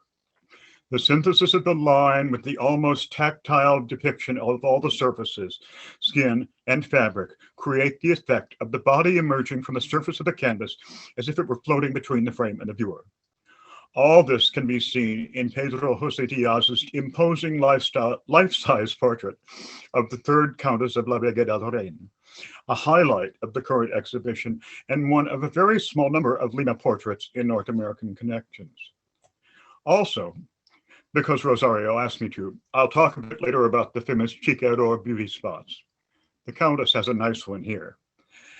Also, as this detail from a Costa picture in Denver shows, they were worn in pairs, which sort of assaults our symmetrical idea of how beauty patches ought to work. More on this later. It's important to note that the European style dresses we're looking at here were much rarer in real life than they seem to have been in portraiture. It's probable that very few Peruvians or New Spaniards ever saw such dresses unless they lived and worked in central Mexico City or Lima. Especially in Lima, these international styles were limited to the 118 titled families that made up the Lima aristocracy. You'll notice I say international rather than French styles. There's this pernicious idea that everything in the Hispanic world got all French when the Bourbons replaced the Habsburgs in 1700. What really happened is that just as protectionist import restrictions relaxed, Spanish Americans joined the rest of the Western world in buying Italian music, English clocks, and indeed French clothing. But our field is a little too quick to say French when what we mean is cosmopolitan. Of course, France began encouraging that usage in the reign of Louis XIV as it began to put its brand on high fashion. But it's important to note that Lima French fashion is almost always enriched with local details that reframe the whole international idea. In fact, when we call these odd gowns French, we are quoting contemporary sources, priests, moralists, who knew that fancy clothes were bad for the soul, but we've accepted their judgment too readily. What did a Lima priest really know about France, except that it was a place where naughty luxury prevailed? None of Lima's many foreign chroniclers ever called these Lima dresses French. In fact, the origins of both the signature garments of what is called French style, the three-piece men's suit and the women's one-piece open robe, was English. The front clothing shoulder to ankles gown, worn over a blouse and skirt, was revolutionary stuff. Louis XIV hated them and found them indecent, thus ensuring their success. Because for the first time in hundreds of years, a lady could remove her own front closing gown without the help of a maid. The open robe, or round gown, began its journey to high fashion when Asian silk robes were imported into England in the 1660s and 70s.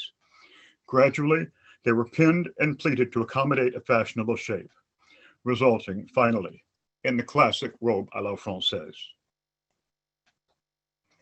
It's easy to see the Asian robe heritage of the Countess's gown here, severely plain in cut, but made of contrasting, sumptuous silk brocades. What's very interesting here, between Mexican and Peruvian, what's very interesting here is as international as they ever got, Lima ladies stuck to their Lima hairstyles and their flat shoes.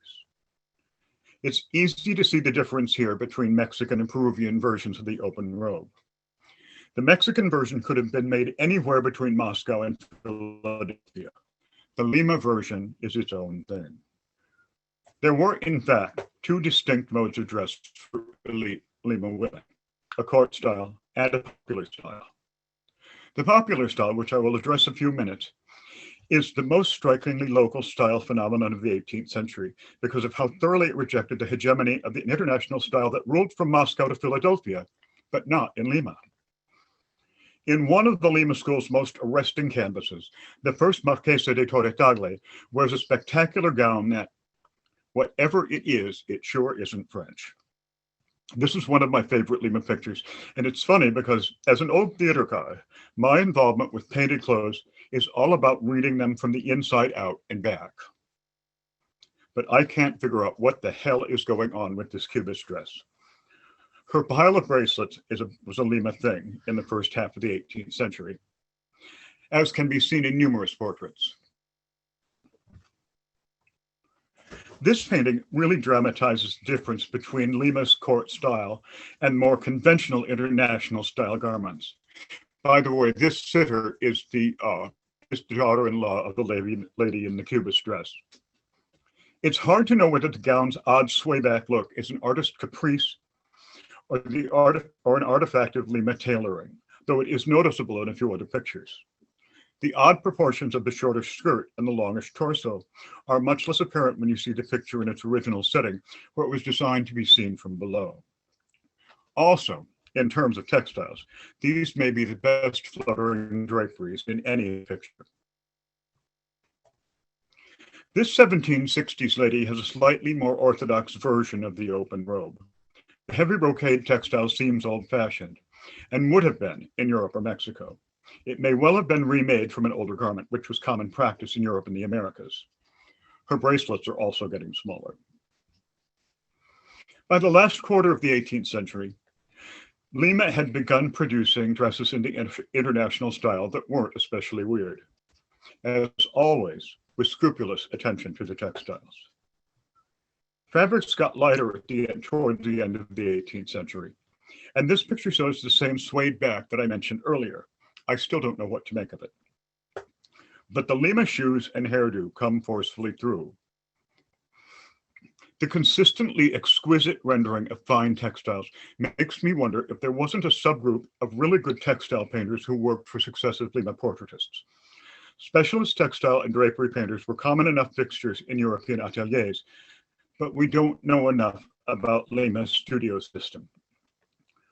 By the final years of the century, it seems that fashion had become somewhat inflected by popular dress. You see it in the shortness of skirts and the shape of the hoop. Meanwhile, in Mexico, few titled ladies are wearing full-out European court gowns. We don't see this anywhere but in Spain. Even in old Spain, the only women who were painted wearing court dress were members of the royal family, painted in their official capacity as royals. None high-blooded in Spain are depicted wearing court dress. Court costume was clearly not actually required at the viceregal court, but a few ladies wore and had themselves painted in full court rig. It's tempting to see Mexican countesses dressed in royal garb as a peculiar species of American self-fashioning. A standard court gown consisted of three separate parts: a bodice, an underskirt, and a train, as ordained by Louis XIV, because he hated the open robe. It's easy to mistake these court gowns for standard issue open robes until we see the tabs at the bodices, which tell us that they are separate pieces. I'll end the section with what looks like a perfectly correct French style frock on a Lima subject. We'll get back to her. Compared to the women, Peruvian elite men were apt to disappoint us. Their clothing is in all cases unexceptionally European, which makes it all the more interesting that Lima women did not swallow international style whole. If Lima men had access to the latest European styles, then the women did too, though they clearly made a choice in another direction. But men are fashion's true slaves, and Lima men wore what Europe told them to. Basically, men wore uniforms. This portrait, in two versions by two painters of Viceroy Superunda, is the most adventurous suit to be seen in Lima painting. He does wear the scarlet, navy, and gold costume ordained for a royal official of his rank, but the cut is odd, and no European gentleman would have worn it so buttoned up. By the time we see Viceroy Amat in 1770, the costume is fossilized into a standard three-piece suit in scarlet, deep blue, with a double helix gold trim. This double helix gold trim is seen all over Viceroy portraits all over Latin America. This lesser affection makes do with blue and silver, but just for the record, these are the most transparent cuffs I've ever seen in an 18th century man's portrait. Scholars, judges, and other serious men wore an old-fashioned costume named after its stiff collar, the golilla. This 17th century relic continued until the 1820s. The rendering of the silk-cut velvet fabric here, combined with the uncompromising realism of the face, is everything I love about Lima painting. High ecclesiastics wore their own uniforms, often covered in lace. One thing I noticed right away about Lima painting is that all of these men are wearing red and black.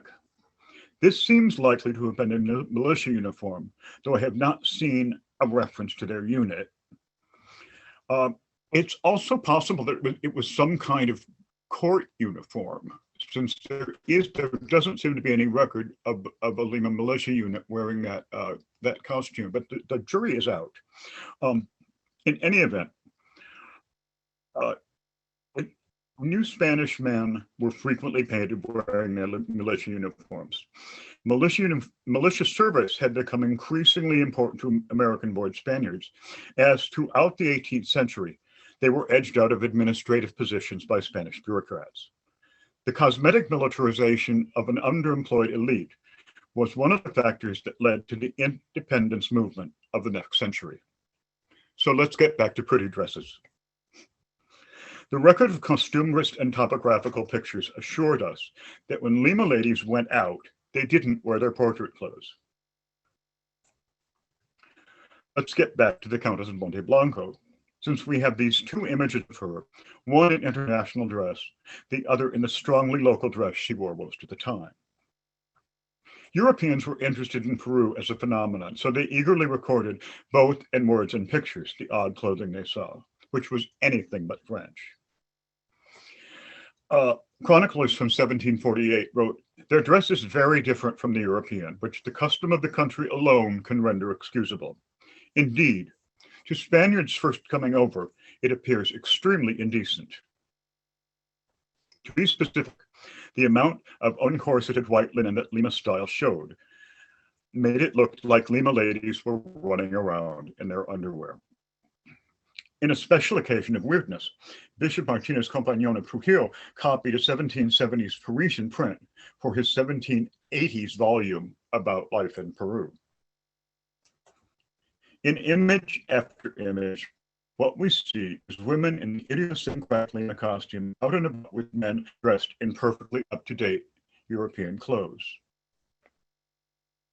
I fear I'm being tiresome about this, but if the option of wearing perfect European suits, if men have the option of wearing perfect European suits, then the fact that the women chose not to is significant. Alone in the European sphere, the women of Peru defied international fashion. Meanwhile, in Mexico, nothing quite so radical was going on. Yet, without pushing the envelope quite so much, New Spanish women were exploring some not French modes of informality. The simple pairing of a white bodice with an Indian cotton chintz or local repro skirt was a decidedly Mexican fad of the mid-18th century. In Europe, you just don't see contrasting skirts and bodices, but it was clearly a thing in New Spain. Back to Lima. I mentioned Lima's uncorseted styles above, and it occurs to me that one reason Lima ladies persisted in wearing comfortable clothes is that they spent a lot of time sitting on the ground. The Spanish custom of biestrado, a sitting room where ladies lounged on pillows, was of Moorish origin and came to the New World with conquistadores, whose treatment of women owed a lot to Muslim Spain. The custom was dying in 18th century Mexico, but going strong in Peru. It's possible that women just didn't want to sit on the floor in stiff corsets. The funny thing about local versus international style is that, as can be seen here, a luxurious informal gown could use more lace and gold braid than a robe à la française. It does indeed seem like later 18th century court dresses began to be inflected by local style. This spectacular gown's debt to local style seems clear. And these early 19th century Bolivian frocks are having a strange conversation with English Regency court dress, dating from the time when Queen Charlotte continued to insist that hoops be worn with the fashionable empire waist. But I digress. We can see a real cross-section of Peruvian dress, painted with the same care given to elite portraits in the remarkable series of Costa pictures commissioned by Viceroy Amat as a calculated gift to King Carlos III. They are different from New Spanish Costa series, and there are more divisions, 20 as opposed to Mexico's usual 16. And they don't have funny or insulting names like Coyote or No Te Entiende. The first, which is not the first, I'm showing them out of sequence, and I'm really grateful to Tamara for clarifying the sequence in her presentation just now. The first of these is the most anomalous. All of the other canvases show an interracial couple and their offspring, as is the usual case in Costa painting. Here, however, the white people of practically pure blood, rather than having their own child, seem to be in a paternal custodial relationship with the person of color who is asking them for alms. Her open robe is much like those seen in elite portraits. His red and black ensemble hints at his status. Compared with the others, it's the least believable image. This pair of images of humble people beneath fashion's reach still takes extraordinary interest in the textiles they wear. And this one, Rose, shows a finely woven yiquia mantle in the Andean style, together with a thoroughly Hispanicized middle-class man. As Indian blood diminishes, the clothes get fancier, but at least for the women, they are no more European. These prodigal rolled sleeves of Flemish lace must have cost the gentleman quite a bit, and their daughter is a miniature of the mother. Let's return to chiqueadores. As I noted above, I was surprised to see from the Denver picture that these were worn symmetrically. As an old costume designer, I think that's wrong, but clearly it's what they did. These pictures that were commissioned by Viceroy Ahmed show absolutely the weirdest chiqueadores on record. We see them here in multiple shapes, multiple colors, but they're apparently all symmetrical.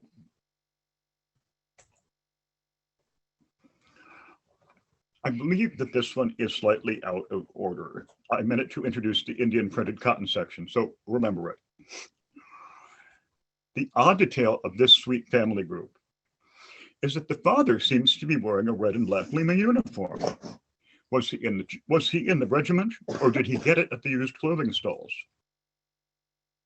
Okay, here we are back to presumably Indian cotton in this man's nicely contrasted blue and white jacket and waistcoat. I say presumably because by the mid-18th century, Mexican mills were producing indianillas, printed cottons hard to distinguish from South Asian fabrics. And this great kid in another contrasty example of blue and white. Thank you. And now I would like to ask our presenters, James, Meha, Tamara, and Elena, if you can turn on your camera so we can have a conversation. James, if you can turn on your camera, that would be fantastic. And I'm going to ask our audience to pose questions in the Q&A.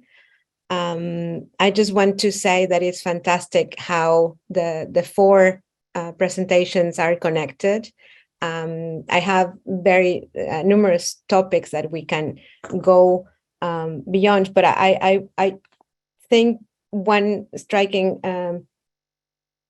perspective that unites the four presentations is what Meha just said in her presentation about the foreign gaze shaping identity. Because is in the casta paintings, I think it's very obvious, in how the external colonial gaze is shaping societies, is implying how society needs to be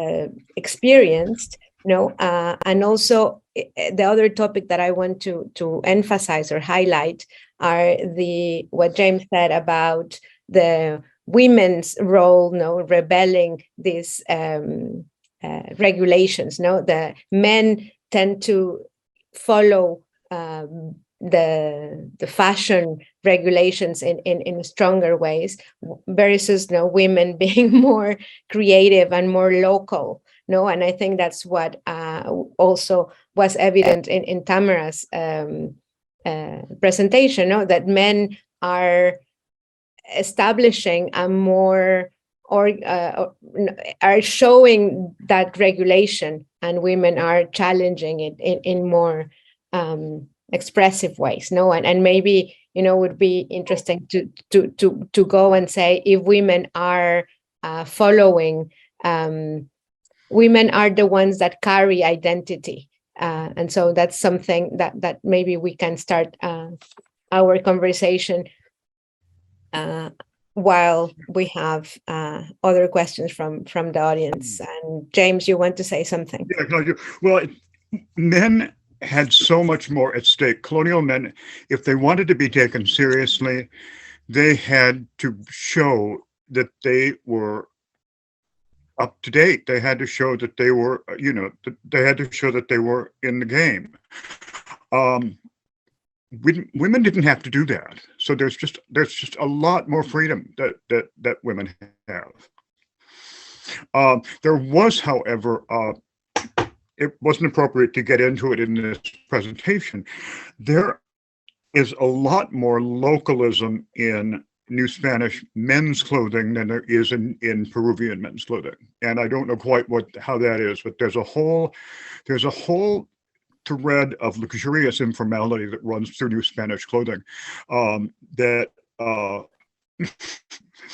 that I like to refer to as the first uphill sportswear of people making garments that in Europe were associated with servants. And in the Americas, they're making them out of these fantastically luxurious materials and wearing them to go out and play. And that's, I like to say that the Spanish Empire in general, but really New Spain and Mexico City in particular were the most sartorially diverse places in the world in the 18th century. I think we have to be a little bit cognizant of that we have been looking at the one swath of the people living, at least in the Americas, not every, we haven't really been looking at the indigenous communities that are continuing to live under colonial rule, but not engaging in the urban centers. And so I think there's a lot more nuance if we talk about dress and identity in any colonial context, but certainly here in the Americas, because it's there are so many threads in the creating this social fabric, and we just have to identify which threads we're discussing and which has been left on the side right now. So I think it's very, very important what you're saying, because class and of course location is as important as any other category, and this conversation perhaps need to be grounded on that, and Meha, you wanted to say something. Yeah, I think that's a really valid point, and something I couldn't say more about in the presentation.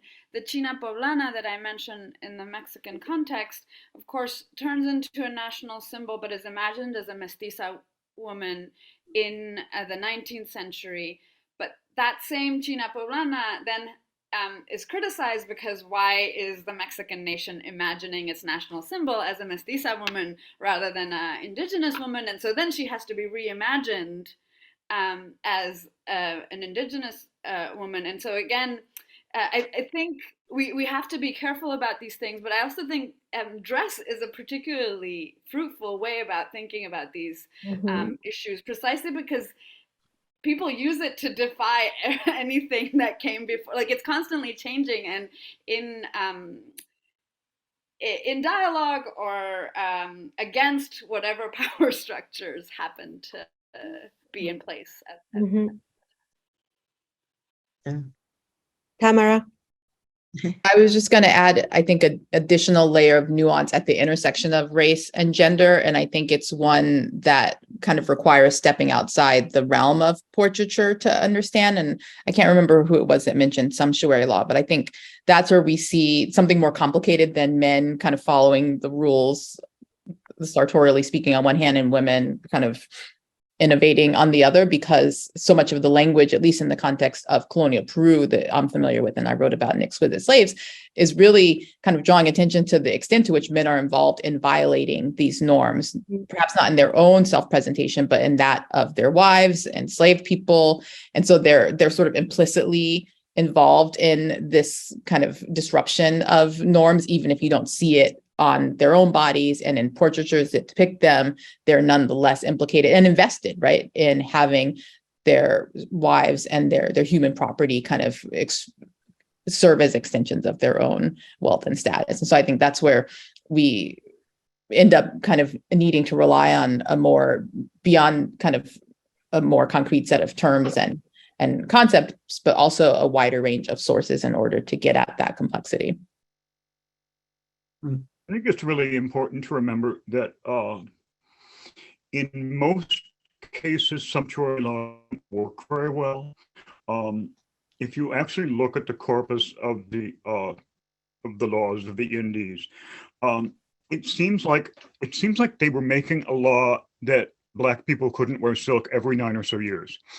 And it seems to me that if those laws were really working, they wouldn't have had to reiterate them so much. So in the contemporary accounts, it's really clear that that folks didn't pay much attention to sumptuary law unless they ran afoul of it and somebody decided to pull the plug on them, which happened and was awful, but it didn't happen all that frequently.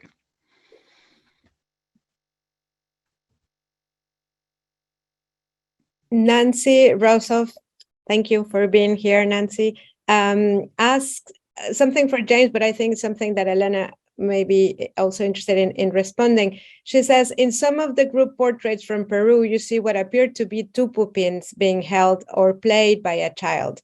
The casta paintings, I'm thinking, that she's referring to, because they are no longer being used to fasten dresses or shawls.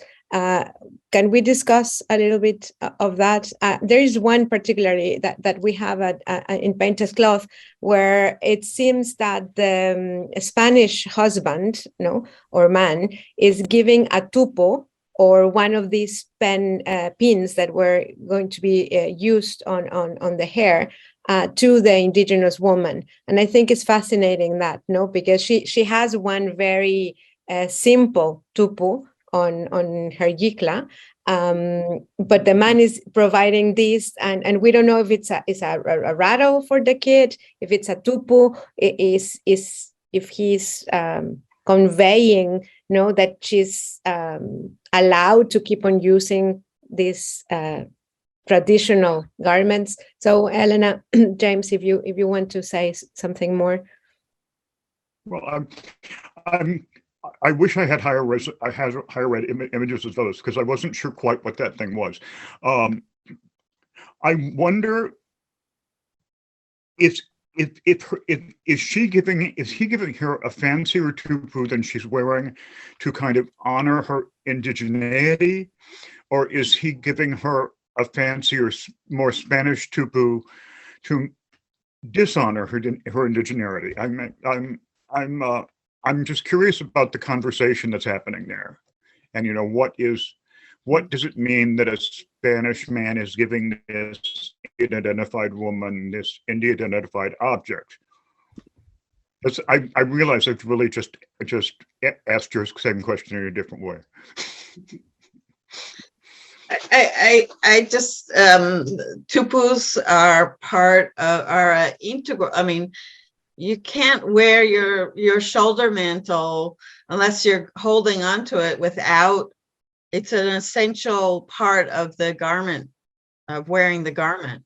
So as long as women are still wearing those garments, and which most Indigenous women do, even to this day, that those that maintain some kind of traditional dress, they need a tupu. So I don't know in the context of the painting, but certainly in the context of wearing Indigenous garments, I mean, one transformation is not wear the tupus in that are used for the dresses, as opposed to the mantles.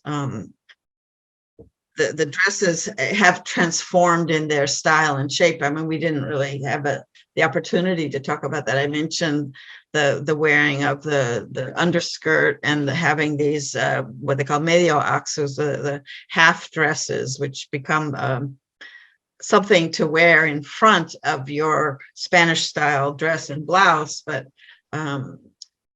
so you no longer need those big pins which hold the dress in place, which are difficult to maneuver. But so I think as long as that representation of your ethnic background is there, and you're wearing those garments, you need the tupu. So I just see that it's part of the visual cluster that's part of wearing indigenous dress in the Andes, at least, yeah, in the highlands. Gabby Greenlee, another scholar of dress that I'm happy to see join the symposium, asks, and first she thanks all of you, but she says her question is about how visual material culture from one context resonates in other contexts, and in ways that transition from the hidden to the visible. I have a question about the Andes textiles Elena discussed. If she could please comment again on the structural feature of pre-contact yoke weaving technique, and to what extent that had an equivalence to iridescence or shine and notions of transformation in the colonial context. Is the pre-contact underlying or a structural aspect of yoke and its symbolism coming through in surface ways in shiny colonial fabrics? It was a very complex question. In terms of pre-colonial weaving structure, one of the difficulties, while I was emphasizing that we have so much preserved fabrics from the Andean world, but they mostly represent the cultures of the coast and not the highlands. And it is in the highlands where we find now these traditions, but we don't have, the pre-Columbian textiles have not been preserved. All the warp pattern pieces, we don't have that tradition. So it's difficult to trace. I have not seen intentional yoke pre-Columbian fabrics. That's not to say that there are not other ways in which shiny and brilliant textiles are made, and there are other ways of making a kind of shimmering look by blending two colors together, or a certain kind of weaving structure in the warp-faced, warp patterning traditions. So and of course, there's a long pre-Columbian tradition of using metal plaques, attached garments. In the colonial world, we have metal threads which are woven into the garments, which also add this luster and sheen in a very literal way by having silver threads in the cloth. Mm-hmm. So there are some things which are different, but I think there was always an idea about having brilliant textiles, whether it's color contrasts or, different kinds of weaverly things. It's just, we have this differential in terms of our, what we can study and that what has been preserved, and the preservation. We just don't have the highland cultures preserved in the way that we know more about the coast. Mm-hmm.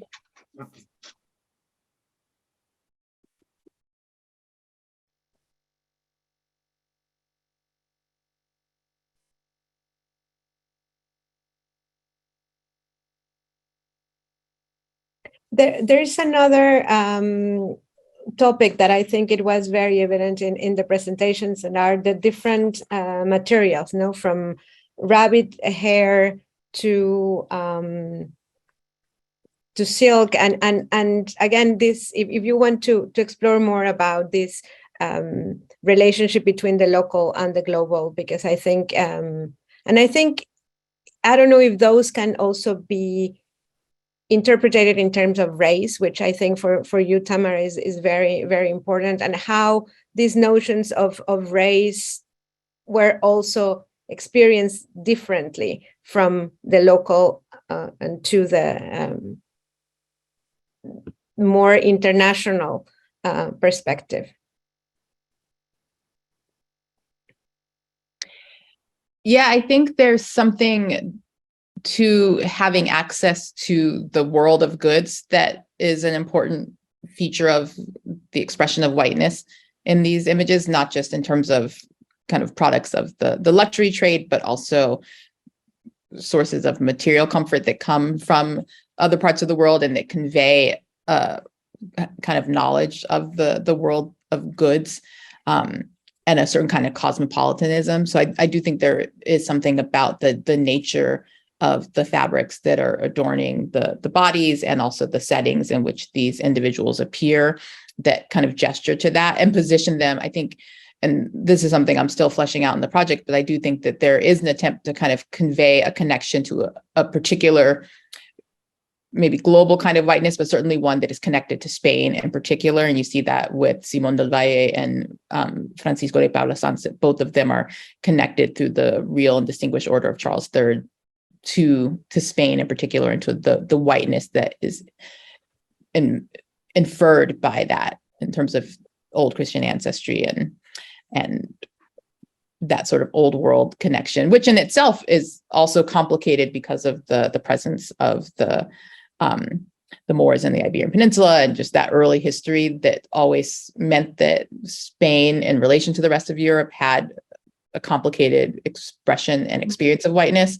But nonetheless, I think from Latin America facing Spain, it's a place to kind of lay claim to a particular kind of racial belonging. I think also, the question of material and materiality occurs in every culture, and there are hierarchies of value of certain materials. I mean, in the Aztec world, the cotton was reserved for the elite, and the maguey fibers, which are, just not as comfortable to be wearing, were for everybody else. And in the Andes, the superfine vicuña and guanaco fibers might have been reserved for the king and the noble families, and everybody else was maybe wearing more llama fur, which is much harsher than. I mean, there are these throughout history. There are these ranking of materials by cultures, and then here now we add this, which things are coming in from foreign lands, and the hierarchies are, related to economy and social status and gender and race, and there's so many things that interface with those qualitative qualities of materials have social meaning, so. It's interesting to me that the way non-white peoples used all of this new stuff that was coming into the market to craft really individual responses to both the sumptuary law and just there are all these garments, particularly for New Spanish Indians, but also for African descended people, all these specific garments that are Indian or Black identified, that grew up in the fertile soil of America and really have very little to do with Black and Indian cultures from before the conquest. There's a whole repertoire of Indian festival costume that was considered by everybody to be what the Aztecs always were, and when in the 20th century, and to realize what it was that the Aztecs really was, this Indian identified stuff made of completely European and imported materials. It's just I'm not very coherent here, but it's just fascinating to me that this stuff gets to be completely Indian and or Black identified, that's elaborated out of European and Asian materials and in the fresh soil of America. But they're also developing in the context of Christian celebratory things. So they. At least well, things develop. It doesn't. Your culture doesn't stop because you move to America, and so all this new stuff is happening in their context, and it's really neat. But I think it is again related to what Meha was discussing. Like the identity, the nation states of the 19th century decide, what was national. And what was the importance of, and that kind of erased the more complex history of the different origins, and so in that sense, I think we continue to think about identity with this 19th century lens, that somehow is erasing these nuances that we are now claiming that we have to consider,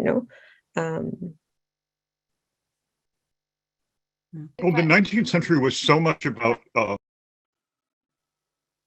So the internet decided that it was your turn.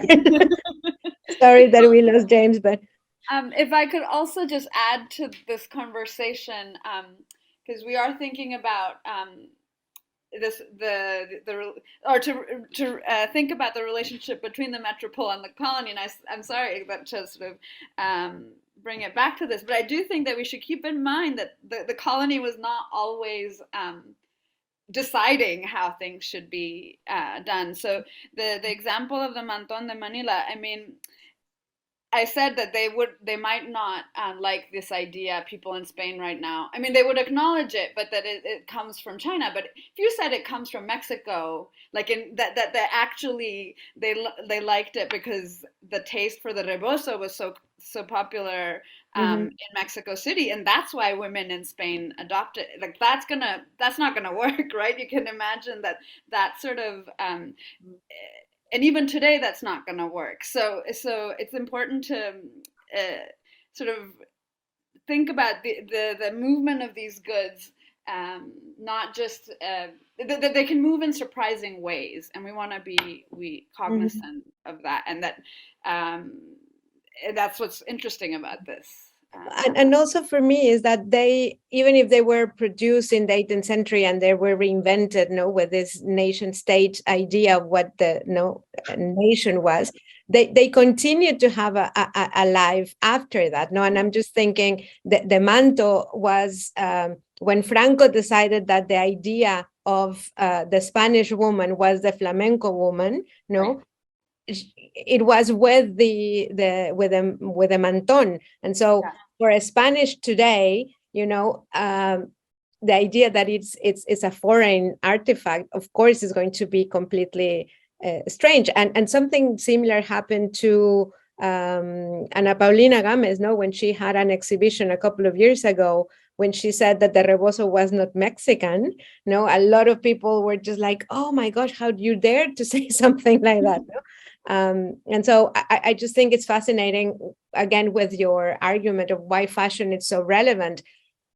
They continue to have a life because they're continue to be worn by people, and I guess it's the same with the yicla, that have they are still in use. And I think it's one of the challenges that we have, when we're doing history of specific artifacts that continue to be present in today's world. But I want to ask Tamara if you have, one of the things that I have always been looking at for are evidence of textiles from Africa, the indigo cloths, or other kinds of African textiles. Have you seen that in any context in this area in the Americas? I have. I would say that the more relevant example is that first generation image that I shared that's part of the exhibition that has these fabrics. Even if they're not originating in that context, I think the wearing of them in a certain way is intended to convey Africanness. And I think that's something that bears out throughout the colonial period and even into the modern era, this association. I remember I write about Pancho Fierro, and one of his chroniclers described him as possessing what they call lujo mulato, so mulatto luxury, a certain way.